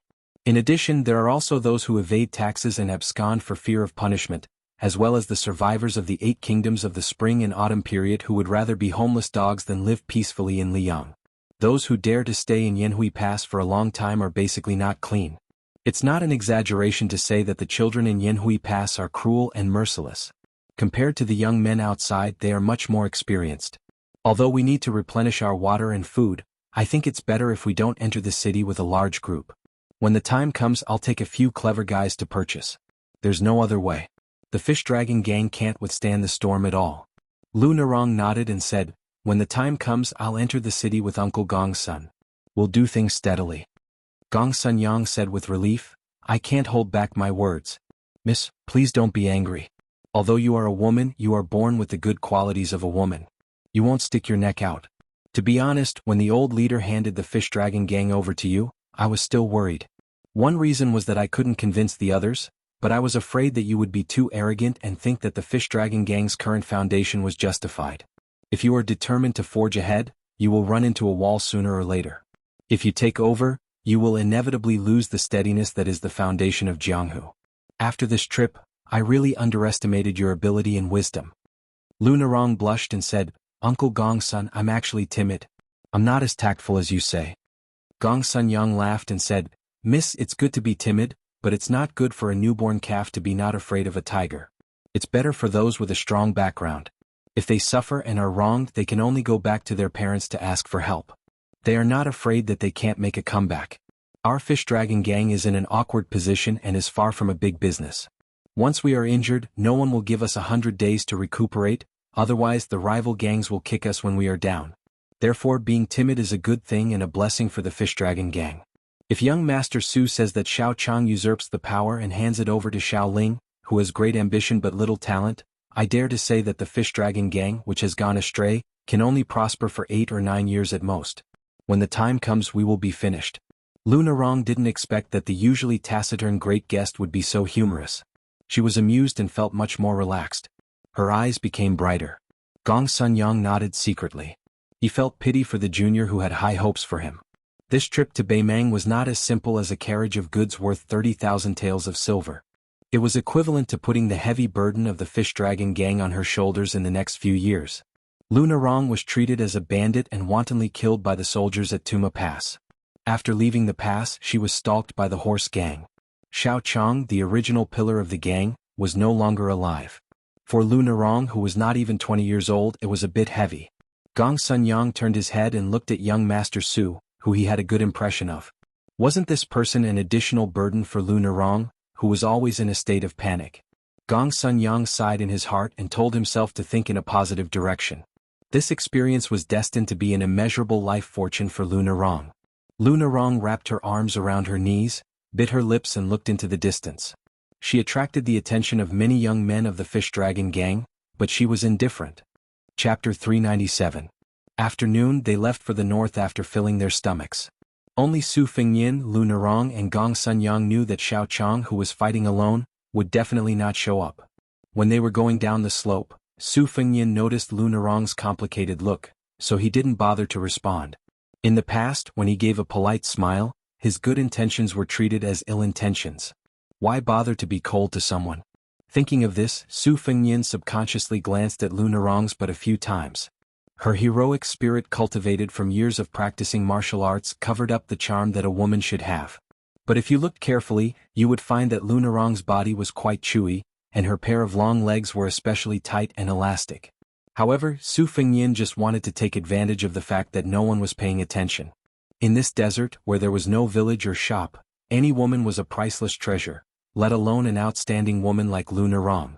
The sun was scorching and the heat wave hit their faces. The members of the Fish Dragon gang were all sweating profusely. Lunarong rode on the horse, sweat dripping down her cheeks from time to time. Only Su Fengyin breathed in and out continuously. His precious big yellow hull, which was like a gift from heaven, made his whole body cool down. Wang Dashi, who was beside young Master Su, reduced the heat a lot. The young man didn't realize that he had taken advantage of young Master Su. He was only focused on silently reciting the formula of the fist technique. Young Master Su said that the clumsy bird flies first, and hard work makes up for it. Although Su Fengyin rode the horse leisurely, he didn't slack off at all. Other people practiced martial arts by racking their brains to take a shortcut to the realm, but His Royal Highness did the opposite. He specifically chose the most complicated meridian flow chart in the knife manual to regulate his breath. Other people preferred simplicity and he preferred complexity. Only when the qi blocked and caused the chest to feel uncomfortable, would he leisurely exhale a mouthful of stagnant qi. Inexplicably, the essence of the knife manual that Su Fengyin was practicing was actually a detailed description of Li Chuangong's sword qi rolling dragon wall, which was named Open Shoe Style on the manual. What a good sword qi rolling dragon wall. The qi in Su Fengyin's qi flowed wildly, as if thousands of sword qi were twisting his heart and lungs. Fortunately, His Royal Highness's face was as usual. Su Fengyin's qi didn't stop, but he narrowed his eyes and looked into the distance. A vigorous figure appeared out of thin air from a high slope. After jumping down, his feet stirred up a cloud of dust. Then he rushed forward rapidly, paused for a moment, turned slightly, and crashed into the team of the Fish Dragon gang that was vaguely in front of them. The group of people was stunned. What was even more shocking was that in just a few breaths, dozens of figures also jumped down from the high slope. The first 10 or so people landed gracefully, but the later ones who were not good at lightness skill fell flat on their faces. After rolling on the ground, they didn't care about their manners and continued to rush forward. Looking at the situation, it seemed that these 30 or 40 people were chasing after the man who was about to rush into the Fish Dragon gang's formation. Lunarong and Gong Sunyang didn't dare to act rashly. They only saw that the newcomer was an old man in a gray robe with an aquiline nose. He touched the ground several times with the tip of his foot and instantly approached the team of the Fish Dragon gang. He jumped high, took out a yellowed book from his arms, and threw it to a member of the Fish Dragon gang who was sitting on a horse. The old man laughed and said, "Grandsons, Grandpa won't play with you anymore. Whoever has the ability can take this Qingfu sword embryo classic." "What green sword?" The member of the Fish Dragon gang, who was thrown a secret manual at him for no reason, caught it subconsciously. He was confused, but when the old man flew past, he turned around and saw all the Jianghu masters with red eyes. They all rushed toward him. The weapons in the hands of several impatient leaders reflected dazzling brilliance. The man suddenly trembled and finally realized that he was holding a hot potato. Without saying anything, he threw it to the gang members beside him. Damn it, what an unexpected disaster. The guy who was caught in the crossfire was smarter. He shouted, "Wang Matzi, you catch it," and threw it out. The third guy who caught it did the same. He didn't even look at the secret manual and threw it out with all his strength. Lunarong was so ashamed that she couldn't bear to watch. It was really shameful.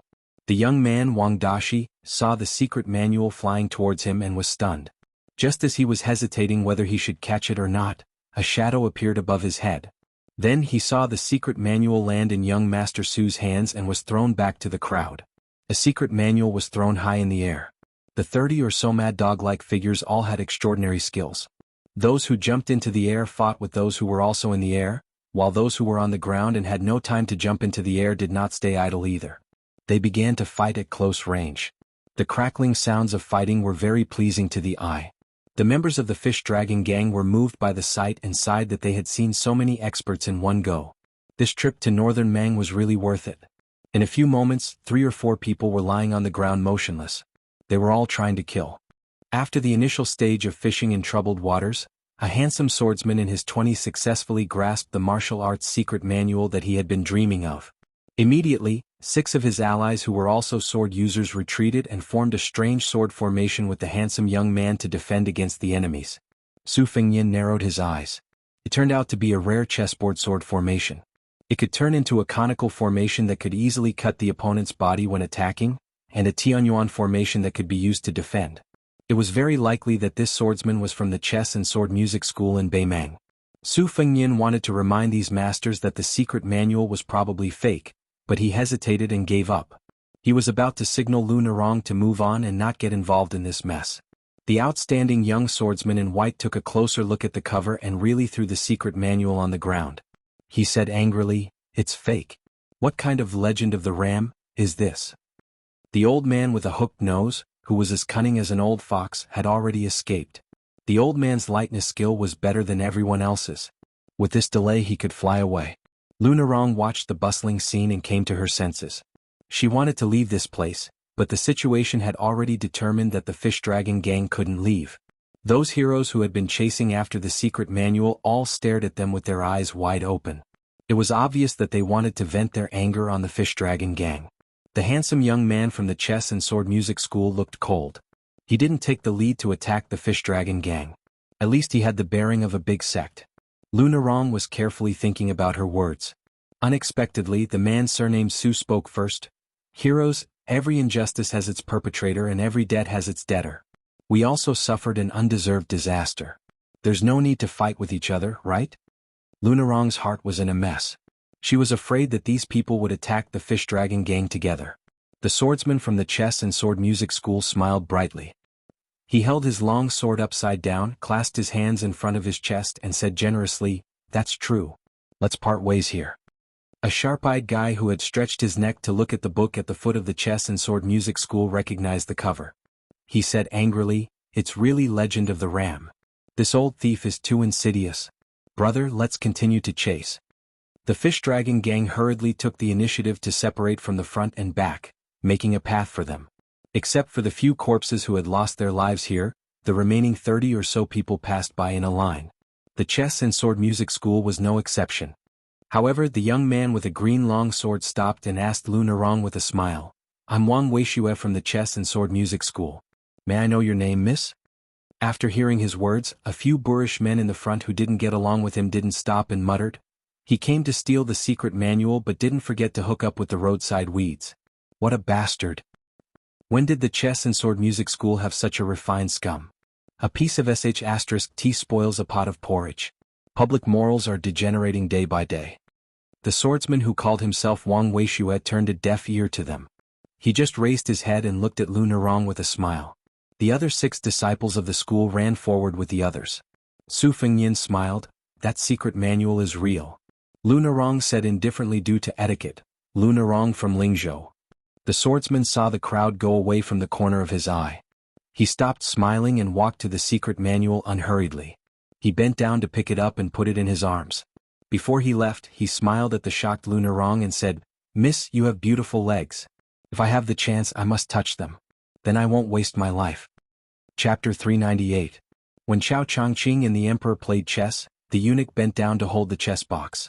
The empress saw the ribbon of the emperor's virtuous crown fall, so she reached out to help him fasten it.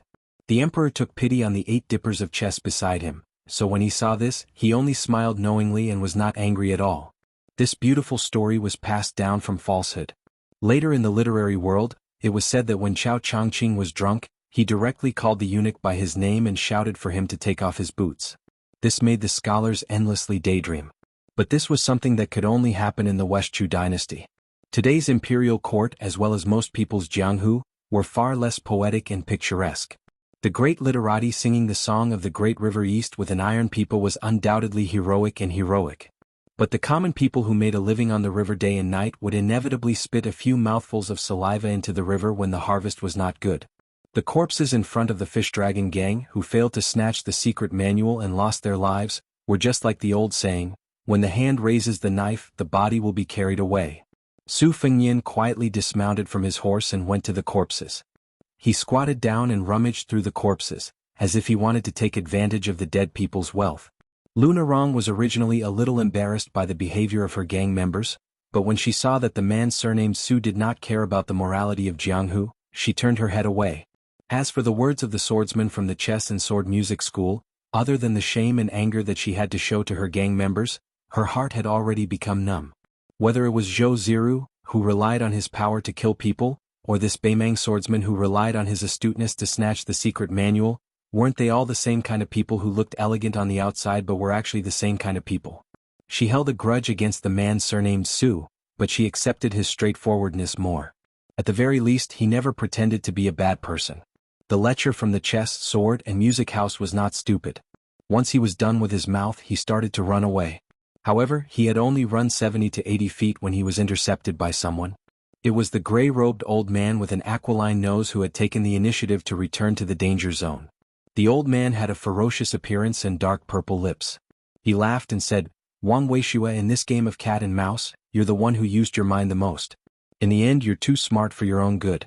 After I kill you, I'll take the green stallion and frame these Liang barbarians." When Wang Weishua saw the old man with a hooked nose, he did not show any fear. He took out the secret manual from his chest and laughed. "Old Immortal song, you must be joking. How is this cat and mouse? It is clearly a cat and tiger who overestimates its own strength. Before I left the chess and sword music school, my teachers told me to just borrow it from Old Immortal song and I will return it with both hands. I will not rob it. But if Old Immortal song is unwilling to lend it to me, I will return it to its rightful owner. There is no need for Old Immortal song to do anything. It is just that everyone in Jianghu says that Old Immortal song will seek revenge for the smallest grievance. I, Wang Weishue, am still young, so I am not sure if I have offended Old Immortal song." The old man in gray narrowed his eyes and said gloomily, "Since you are sensible, I will not kill you. Don't worry, I will return the green nightmare to you. Naturally, I will not be calculative with you. Speaking of which, I am of the same generation as your martial uncle, the sword of benevolence Wang Hefei. If I am not wrong, this green nightmare, from the Wu family sword tomb, is what your teacher with an interesting name wants. Boy, don't worry, after I understand the swordsmanship manual, I will naturally go to your chess and sword music school and exchange it with you. Don't waste my time, give it to me." When Wang Weishua saw the ruthless look in the eyes of the notorious devil, he threw out the secret manual with an extraordinary origin without hesitation. After the gray-robed old man took it, he stuffed it into his sleeve without even looking at it. He stretched out his hand again and said with a hideous smile, "My good grandson, don't test my patience. If you don't behave, I'll take your life. Even if those people are in front of me, it will be easy for me to kill you before I leave." Wang Weishua smiled innocently. He quickly took out a page torn from the Qingfu sword code, crumpled it into a ball, and threw it to the Devil Dao magnate. Wang Weishua praised, "Elder Song's foresight is amazing. Little tricks can't escape the eyes of an old immortal. Wang Weishua is impressed." The old man in gray rubbed open the page. After confirming that there was no mistake, his face changed, as if he was considering whether to kill this young man from the chess and sword music school. Wang Weishua stood in place and said innocently, "Elder Song, do you want my martial uncle to come out early to talk about the old days?" The old man in gray who had regained the secret manual touched his aquiline nose, and the haze in his eyes dispersed. He laughed heartily and said, "Your grandson's temperament is quite different from the rotten wood of the chess, sword, and music school. It's a pity that he joined the wrong sect. If I saw him earlier, I might have taken him in and trained him well." Wang Weishue, who lost the secret manual, was even happier. He smiled and said, "What a pity, Elder Song.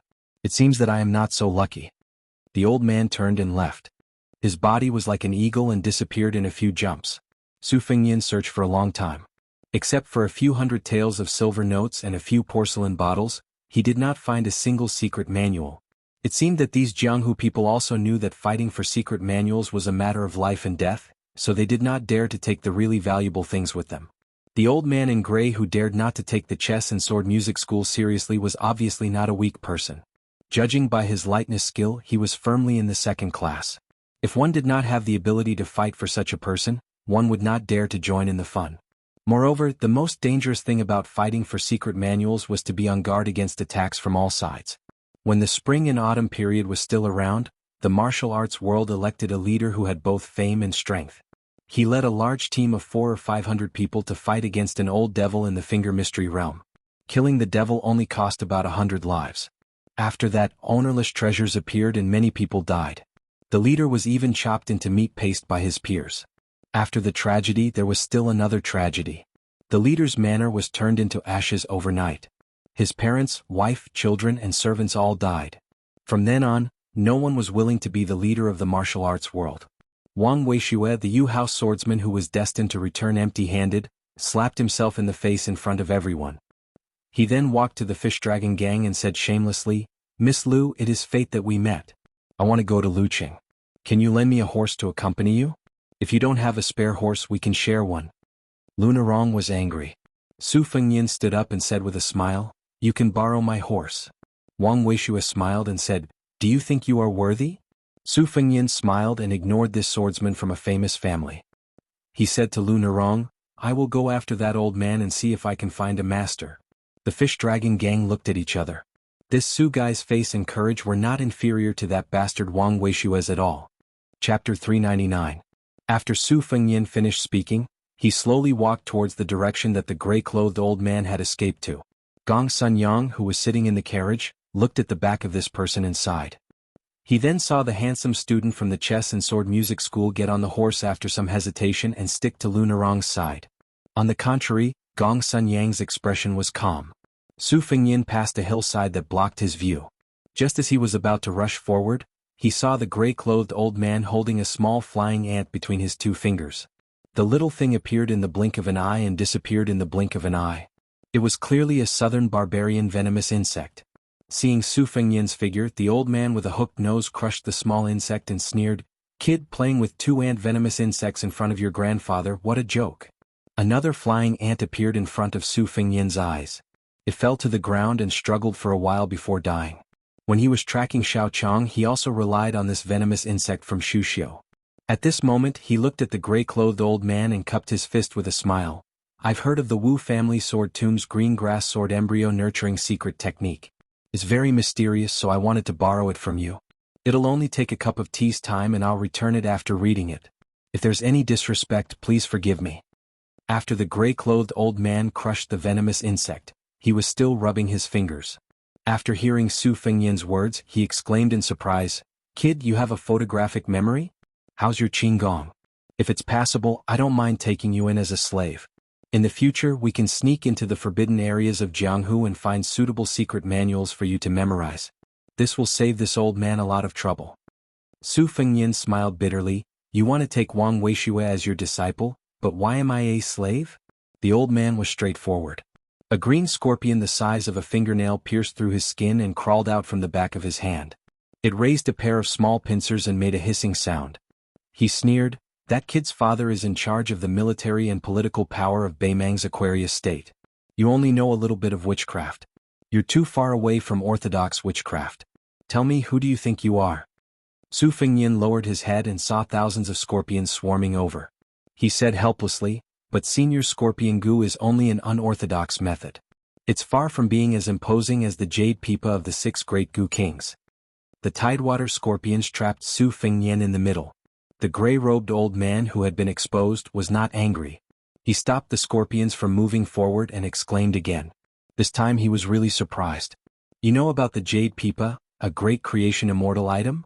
Normally, the juniors who have some skill in playing with Gu would not know about the 6 great Gu kings. This old man has underestimated you. I thought you were just an ordinary rich kid. I didn't expect you to be so knowledgeable. Tell me, what's your family background? If it's enough to make even me feel apprehensive, I can lend you this dark green sword manual to take a look." Su Fengyin smiled and said, "I'd better not say it. I'm afraid you won't believe me." The gray-robed old man was unusually patient. He played with the green scorpion on the back of his hand and said, "Tell me. Grandpa is different from the rest of the world. The more unbelievable something is, the more I'll believe it." Su Fengyin said, "There's a white-haired old man surnamed Chu. He was chained to his collarbone by 2 blades. He taught me how to use the blade." The gray-robed old man frowned. "This old man has been missing for many years. When Chu was roaming the Jianghu, you were still wet in your pants. Don't lie to me." Su Fengyin's face was relieved. He smiled and said, "He's back in the Jianghu." The old man's face was gloomy. After a long time, he quietly took back the green scorpion. The scorpion tide also dispersed. He took out the manual and threw it out. After that, he scolded, "Kid, you're lucky. I have some connections with old man Chu. I owed him a favor in the past. When I see him in the future, I'll say we don't owe each other anything. Su Fengyan wiped the cold sweat from his forehead and stretched out his hand to catch the manual. The gray-robed old man suddenly arrived. He laughed and punched the chest of this young and inexperienced kid. Kid, you're going to die from your stupidity this time. The next moment, the gray-robed old man suddenly stopped. He rolled his eyes and made a sound of surprise for the third time. He only saw the young man with the blade fly out. His sleeves bulged. His punch was like a stone thrown into an ancient well. There were obvious ripples on his clothes before they finally disappeared. The young man who looked like a rich young man did not talk nonsense. He lowered his head and began to read the Qingfu sword manual. The gray-robed elder was not sure if this little guy was pretending to be exhausted, or if he was really safe and sound by some strange method. He was very confident in his cultivation, but he did not dare to chase after him. The atmosphere was very strange. Su Fengyan closed the manual and threw it back to the gray-robed old man. He smiled and said, "What a set of Qingfu sword technique. It's really mysterious." The sly old man in the Jianghu was afraid that he would die from his stupidity. When the manual fell to the ground, he realized that the kid in front of him had no intention of making a move. No matter how thick-skinned the gray-robed old man was, he was still embarrassed. He carefully bent down and picked up the Qingfu sword manual. However, he kept looking up and smiled. "Kid, you have a strong inner strength. I've been catching eagles all year long. Now that I've seen the peerless sword manual, you've only taken a punch. In the end, you have the advantage. Why don't we stop here?" Su Fengyan said calmly, "Either you held back your strength in your punch and did not kill. It seems like you do have some friendship with the white-haired old man. Or you're not in the second rank at all. You're just relying on your lightness skill and venomous insect art to make people afraid." The gray-robed old man laughed dryly. "I just don't have a good blade. Otherwise I could kill a first-rank master, let alone a second-rank master." Su Fengyan smiled and said, "Thank you for lending it to me. I'll take my leave now." The old man nodded and said, "Okay." Su Fengyan said, "Can you put away the green scorpion again? It's always going in and out of the back of my hand. You've lost a lot of blood." The gray-robed old man smiled and wiped the blood on the back of his hand. He put the scorpion back into his body again. Su Fengyan said, "You can leave first. I won't send you off." The old man smiled kindly and said, "You can leave first. This old man has been running day and night for a few days. He's a little tired. He needs to rest. You can leave first. This is etiquette. It's fine, it's fine. You can leave first." Senior, the scorpion crawled out again. It's being naughty again. Kid, don't take it to heart. It's not this old man's idea. If you don't leave, I won't leave. Kid, you're too pretentious. Since we're all in the Jianghu, we're all good men of the Jianghu. There's no need to pay attention to seniority and etiquette. The old man and the young man exchanged pleasantries tirelessly. In the end, the gray-robed old man sat on the ground. He glared at the young man who still had not drawn his blade. He was finally about to curse. Su Fengyan smiled and bowed. He said, "I'm really leaving this time." Looking up and staring at the slender figure, the gray-robed old man resisted the urge to sneak up on him. He slowly got up and patted his butt. He muttered, "Wang Weishue from the chess and sword music school is one thing, but this kid is not easy to deal with. There's no way I can survive in the Jianghu." Those who have read my Weibo will know how misfortunate this chapter is. Chapter 400. After Su Fengyan caught up with the fish dragon gang, the handsome young man from the chess and sword music school, who was quite good-looking when he was silent, rode on his horse carelessly, without any awareness that he was a turtle dove occupying a magpie's nest. Su Fengyan did not care about this young man whose identity was revealed by the aquiline-nosed old man. He walked on the yellow sand road with Wang Dashi. Not long after, those Jianghu men who had been blindly chasing after the secret manual saw that Wang Weishue did not keep up with them. After thinking for a while, they regretted it and turned around to run wildly. Even the 6 swordsmen from the chess and sword music school caught up with them. After looking at each other, they could see the worry in each other's eyes. The corpse was still there.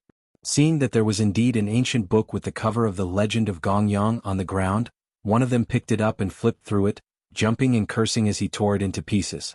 Seeing that they could not escape the end of the chase, the rest of them immediately scattered like birds and beasts. The 6 swordsmen from the chess and sword music school were even more puzzled. Could it be that Wang Weishue guessed wrong? Then why didn't this junior brother who was highly regarded by the sect follow them? Confused, the 6 swordsmen ran along the road. After catching up with the fish dragon gang, they did not know whether to laugh or cry when they saw Wang Weishue, who was riding a horse and sticking to the Bailiang girl. The eldest son of the Wang family in the Aquarius prefecture was really hard to change his habits. In the music house, he was also frivolous and liked to flirt with his senior and junior sisters. He even did not let a female martial ant go. If he had not been stabbed several times, he would not have given up. This time, the sect was determined to catch the demon who had the Qingfu sword code. The 7 of them were just the weakest force. The 6 martial uncles, namely Wang Weishua's master Wu Miaozai and martial uncle Huang, who was skilled in both sword and man, were the main force. However, the demon's whereabouts were uncertain and they were the first to encounter him. At this time, an unparalleled net had been cast at the border. It was just a matter of who could catch the big fish first. Wang Weishua pulled the reins and stopped. In front of his senior and junior brothers, he did not have the air of a disciple. After getting off the horse, Wang Weishua said, "The secret manual is real, but the demon is really slippery." He actually turned back. I could only obediently hand it over. Originally, I had secretly torn a page to use as bait, but he saw through it. The 6 swordsmen of the music house did not suspect that Wang Weishua had embezzled it. It was not that they were so open-minded, but they all knew Wang Weishua's identity. He entered the chess and sword music school not because he was greedy for the peerless martial arts. It was just that Wang Weishua was already famous in the chess world at a young age. Unfortunately, he rarely met a match and came to the music house to find people to play chess with when he was bored. When it came to swordsmanship, he was always inexperienced. Even his master felt sorry for his talent in swordsmanship. In the distance, firecrackers sounded in the air. It was not uncommon to use firecrackers to send messages. However, the chess and sword music school's firecrackers were definitely unique in Beimang. There was no need for his senior and junior brothers to remind him. Wang Weishua led the horse to Lu Nerong and said with a smile, "Can I borrow some dry food and water from Miss Lu? When you come to Beimang and run into trouble, just say that you are guests of the chess and sword music school. If there are still people who deliberately make things difficult for you, it's okay. Just say my name, Wang Weishua, and most likely everything will be fine. As for whether you say it's my sister, or my wife, it doesn't matter." Lu Nerong did not respond. She just expressionlessly asked the gang members to take out water bags and food. Wang Weishua and the 2 swordsmen took them with a smile and did not forget to bow with their swords. Their etiquette was not bad at all.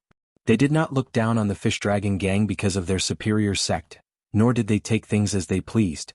Not only was Lu Nerong surprised, but the members of the Fish Dragon gang were also full of smiles. They felt that they had gained a lot of face. Although they were in Lingzhou, Beiliang, they had also heard of the chess and sword music school. It was one of the top 5 sects in Beimang. What was more rare was that this sect respected law and etiquette. Many children of the princes and nobles were willing to go to the chess and sword music school to learn from them. Compared to them, the Fish Dragon gang was not even a match for them. Wang Weishua led the horse to Su Fengyin, who was next to the young Wang Dashi. He loosened the reins and took off the priceless jade pendant from his waist. He said with a smile, "I have never been stingy. I borrowed your horse to ride for a while. This snake wall is a reward for you. Don't pawn it or wear it casually. The shop can't afford the price, and it is easy for people to be greedy at the sight of money. Do you know what it means when an ordinary man has a jade pendant?" Su Fengyin gently took the jade pendant that was cold to the touch. He smiled and did not say anything. When Wang Weishua brushed past him, he said softly, "The knife is not bad." When the chess and sword music school was far away, Lu Nerong waved her whip heavily. Only then did the Fish Dragon gang wake up. Some of the gang members who were qualified to ride horses regretted that they did not ride a horse at that time. Snake Wall, just from the name, one could tell how precious this jade pendant was. Other than the Beimang royal family who could wear dragon and phoenix jade ornaments, snakes became the first choice of high-ranking officials and dignitaries. They were not fools. Just now, when the romantic swordsman and Miss Lu talked about their school and family background, it was chess and sword music school first and Wang Weishua second. This snake wall might be worth dozens or hundreds of gold coins. How much money did the Fish Dragon gang earn after traveling thousands of miles? But that guy surnamed Su still pretended to be calm.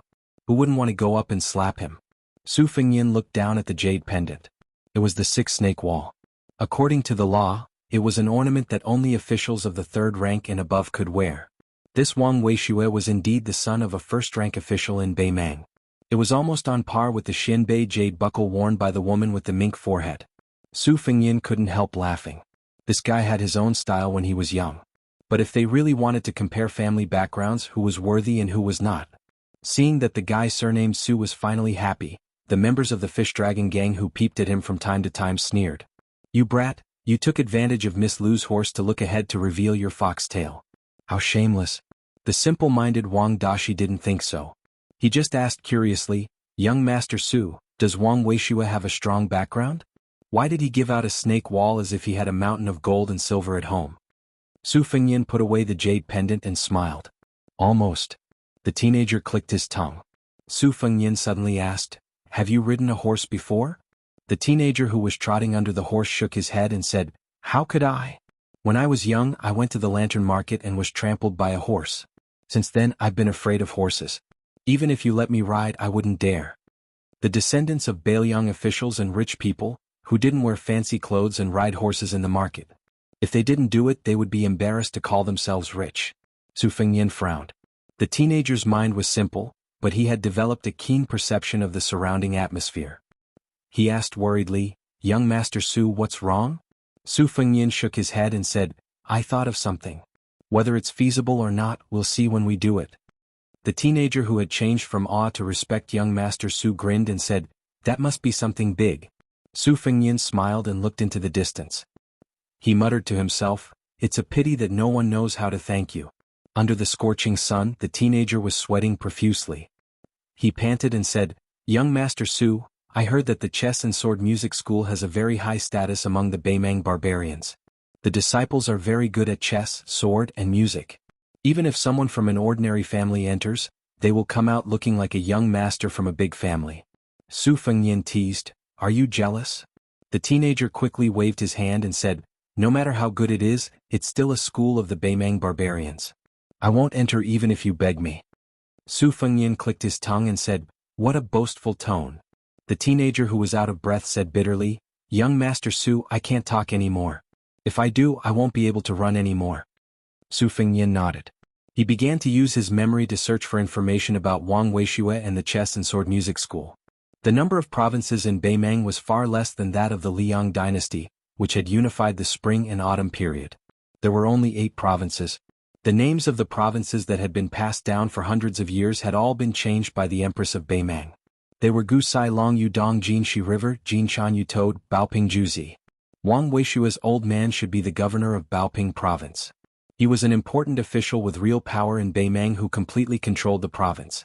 Beimang had never divided the governor's authority, unlike the current Liang dynasty, where the governor and administrator kept each other in check. Therefore, if one became the governor of Beimang without any authority, one would only be laughed at. However, this kind of situation rarely happened. Those who could become the overlord of a province were all officials with great talent and bold vision. The Empress of Beimang had never denied her trust in these 8 officials.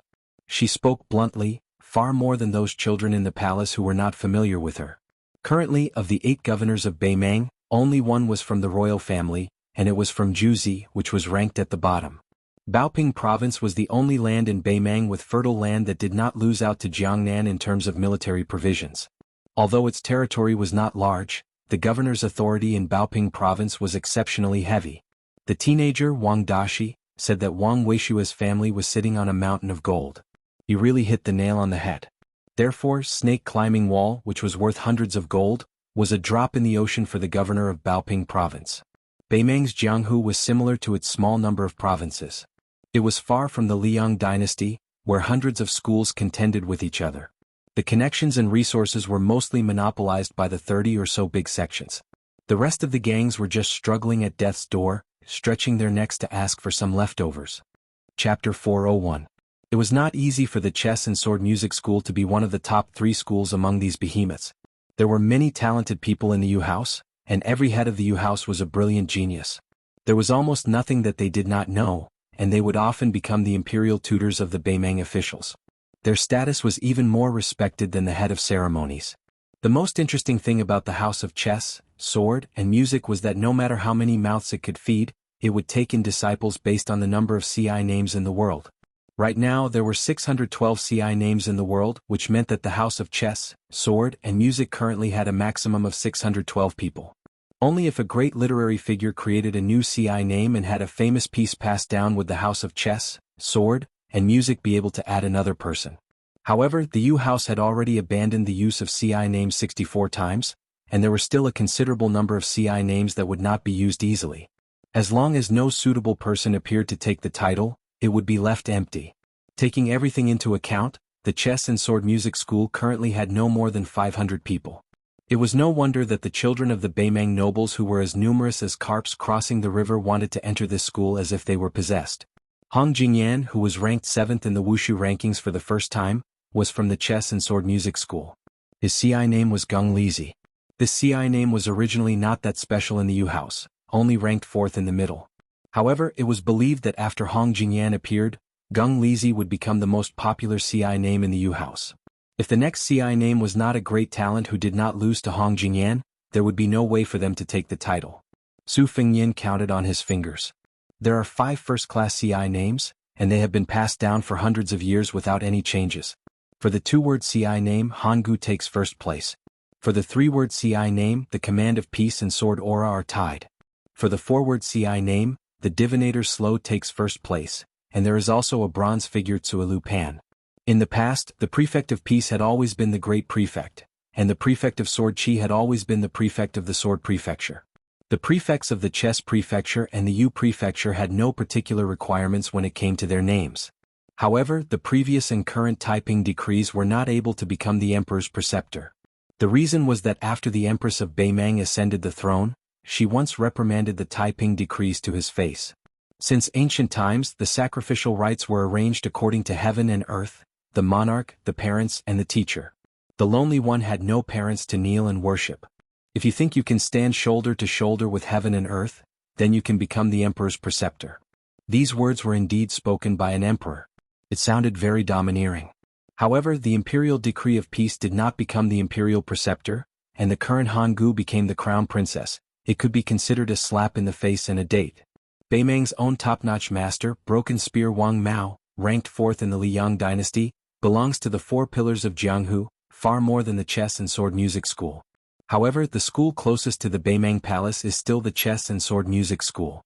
Beimang borrowed the strength of the young leader of Wudong Mountain in the south and Li Chuangong's sword that broke 2,600 armor to create a new ranking that included masters from 2 dynasties.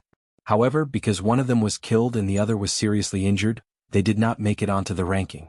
They were suspected of burning the bridge after crossing the river. The Liang dynasty had always complained about the ranking of their own dynasty, but this time, most of them were convinced by the ranking made by Beimang barbarians. The first place was Wang Xinji from Wu City, the second place was Tuoba, the undisputed number 1 in Beimang's army, and the third place was Dong Tai, the peach blossom sword god. Next was Hong Jingyan, who had been dormant in the chess and sword music school for 20 years and finally made a name for himself. Chao Changqing, who had entered the imperial palace 3 times like passing through the corridors. General Gu Jiantang, who had recently become the leader of the world's machete men, Luo Yang, who was the only one who dared to enter Beimang's imperial city openly, Murong Baoding of Orange State, Deng Mao, who had been defeated by spear fairy Wang Xiu back then, and Han Diaoxi, who was nicknamed Human Cat, ranked 10th. Each dynasty had 5 masters, and it could be said that the world was divided equally between the north and the south. However, it was obvious that Beimang's ranking was relatively lower, which was also the key to the Liang dynasty's approval of the ranking. This kind of unbiased ranking was less exaggerated. Additionally, it was worth mentioning that at the end of the ranking, 2 saints of the 3 religions were specifically pointed out. They were Beimang's state preceptor, Taoist Master Qilin, and Taoist Master Qilin. The other one was the abbot of the 2 Zen temples. Among them, Hong Jingyan, who didn't use a sword, was the pillar of the chess and sword music school. I wonder what Wang Weishua's name is. If I remember correctly, there's remembering the flute on the Phoenix Terrace in the name. Wouldn't he have to report such a long list when he meets people? Moreover, this name is really suitable for both refined and popular taste. I wonder which unlucky person has the courage to walk out of the chess and sword music school. After Su Fengyin raised his head and laughed, he glanced at Zhaoyang and murmured sadly, "Old Li, you're not on the ranking. Aren't you annoyed by this forgetful Jianghu? When you see the stubborn Jiang and I, let's see how you're going to trick her into learning swordsmanship from you. As for the bull riding guy, you bastard, why don't you stay a little longer? Martial arts is the best in the world. Didn't you always say that no matter how good you are at the top of Wudong Mountain? The only time you weren't a coward was when you tricked my sister, and I didn't even settle the score with you. In any case, let me, your brother-in-law, roam the Jianghu and brag to others, right?" When the young Wang Dashi reached out to wipe his sweat, he inadvertently saw young Master Su's side profile. He struggled to stand on his tiptoes and sneaked a glance at the girl's back, feeling melancholy in his heart. The reason for his melancholy was simple. He wasn't even as tall as her. Chapter 402. His Royal Highness might not be an expert in the art of war, but he was definitely not a layman. Looking at Yanweiguan Pass, which had been abandoned on the chessboard of the war between the two dynasties, he felt incredible. Not only did it not have the desolation of a declining city wall, but it was even more majestic than the mark on an old map in the prince's mansion. He roughly calculated from a distance. It was obvious that the square city had been rebuilt. The city had expanded from 6 to 9 miles. The city walls were made of rammed earth and bricks. There were battlements outside the city, and there were countless horse-stopping walls covered with bricks. Even the commanding platform had been erected. It looked like a miniature fishing platform. Su Fengnian, who did not intend to enter the city, immediately recommended himself after looking at the city wall of Yanweiguan Pass from afar. He followed Lu Narong, Gong Sunyang, and the 3 young men from the Fish Dragon gang into the city. Since there were no city guards, there was no need for any guide. Su Fengnian walked into the city and subconsciously narrowed his eyes. The first thing he did was not look at the people coming and going, but at the Barbican, which was not built outside the city but inside the city, according to the old military book. The Barbican would be built outside the city. Moreover, the inner Barbican of Yanweiguan Pass had holes dug in the city wall for soldiers to hide. Su Fengnian had heard Li Yishan and Su Xiao talk about military affairs at the strategic level.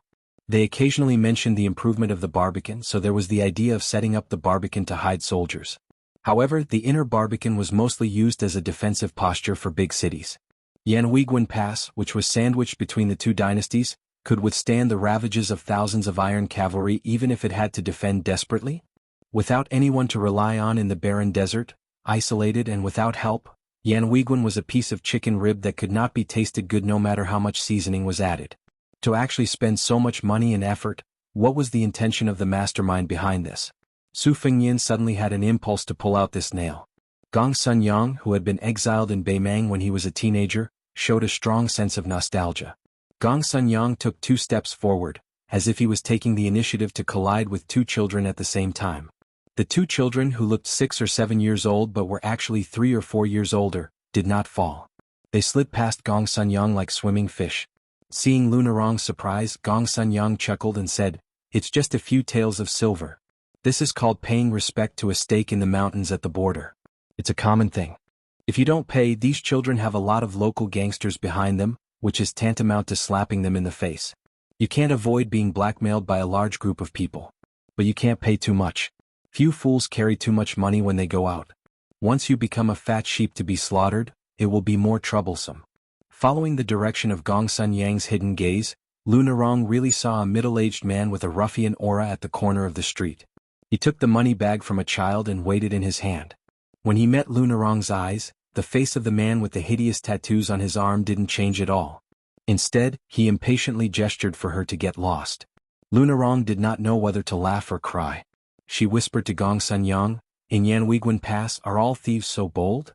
Gong Sunyang, who was limping, smiled and said, "Here officials and soldiers are all rats crossing the street. Thieves and bandits are the bosses." Gong Sunyang hesitated and said, "Miss, we can't stay here for long. Last time at Tuma Pass the old man thought he was going to die. He did not want the horn bow that had accompanied him for most of his life to be drawn, so he broke the bowstring himself. The bowstring is specially made, and the material can only be found at the border. The shop is not easy to find." Lu Narong nodded and said, "It's not a problem. Uncle Gong's son can go find the string. Let's arrange to meet at the city gate in 2 hours. Is that okay?" Gong Sunyang thought for a moment and said, "Miss, remember not to enter the shops with little business. Most of these shops have big backers to be able to take root in Yanweiguan Pass. They make a lot of money and are not easy to deal with. Also, buying things in a place like Yanweiguan was naturally a lot more expensive than buying things in other places. This money should not be distressed. The more you haggled, the more those shrewd merchants would sell things at a higher price. They would not feel any pain even if they shouted the price to the heavens. Also, in Yanweiguan Pass, although you have to endure when you encounter big things, you must not lower your head and show your cowardice. At the border, where people rely on their fists to make a living, it is easy to attract flies that bully the weak and fear the strong. These people have noses better than dogs and eyes sharper than eagles. Lu Narong remembered all of this in her heart. Before Gong Sunyang left, he added, "If you don't see me in 2 hours, don't wait."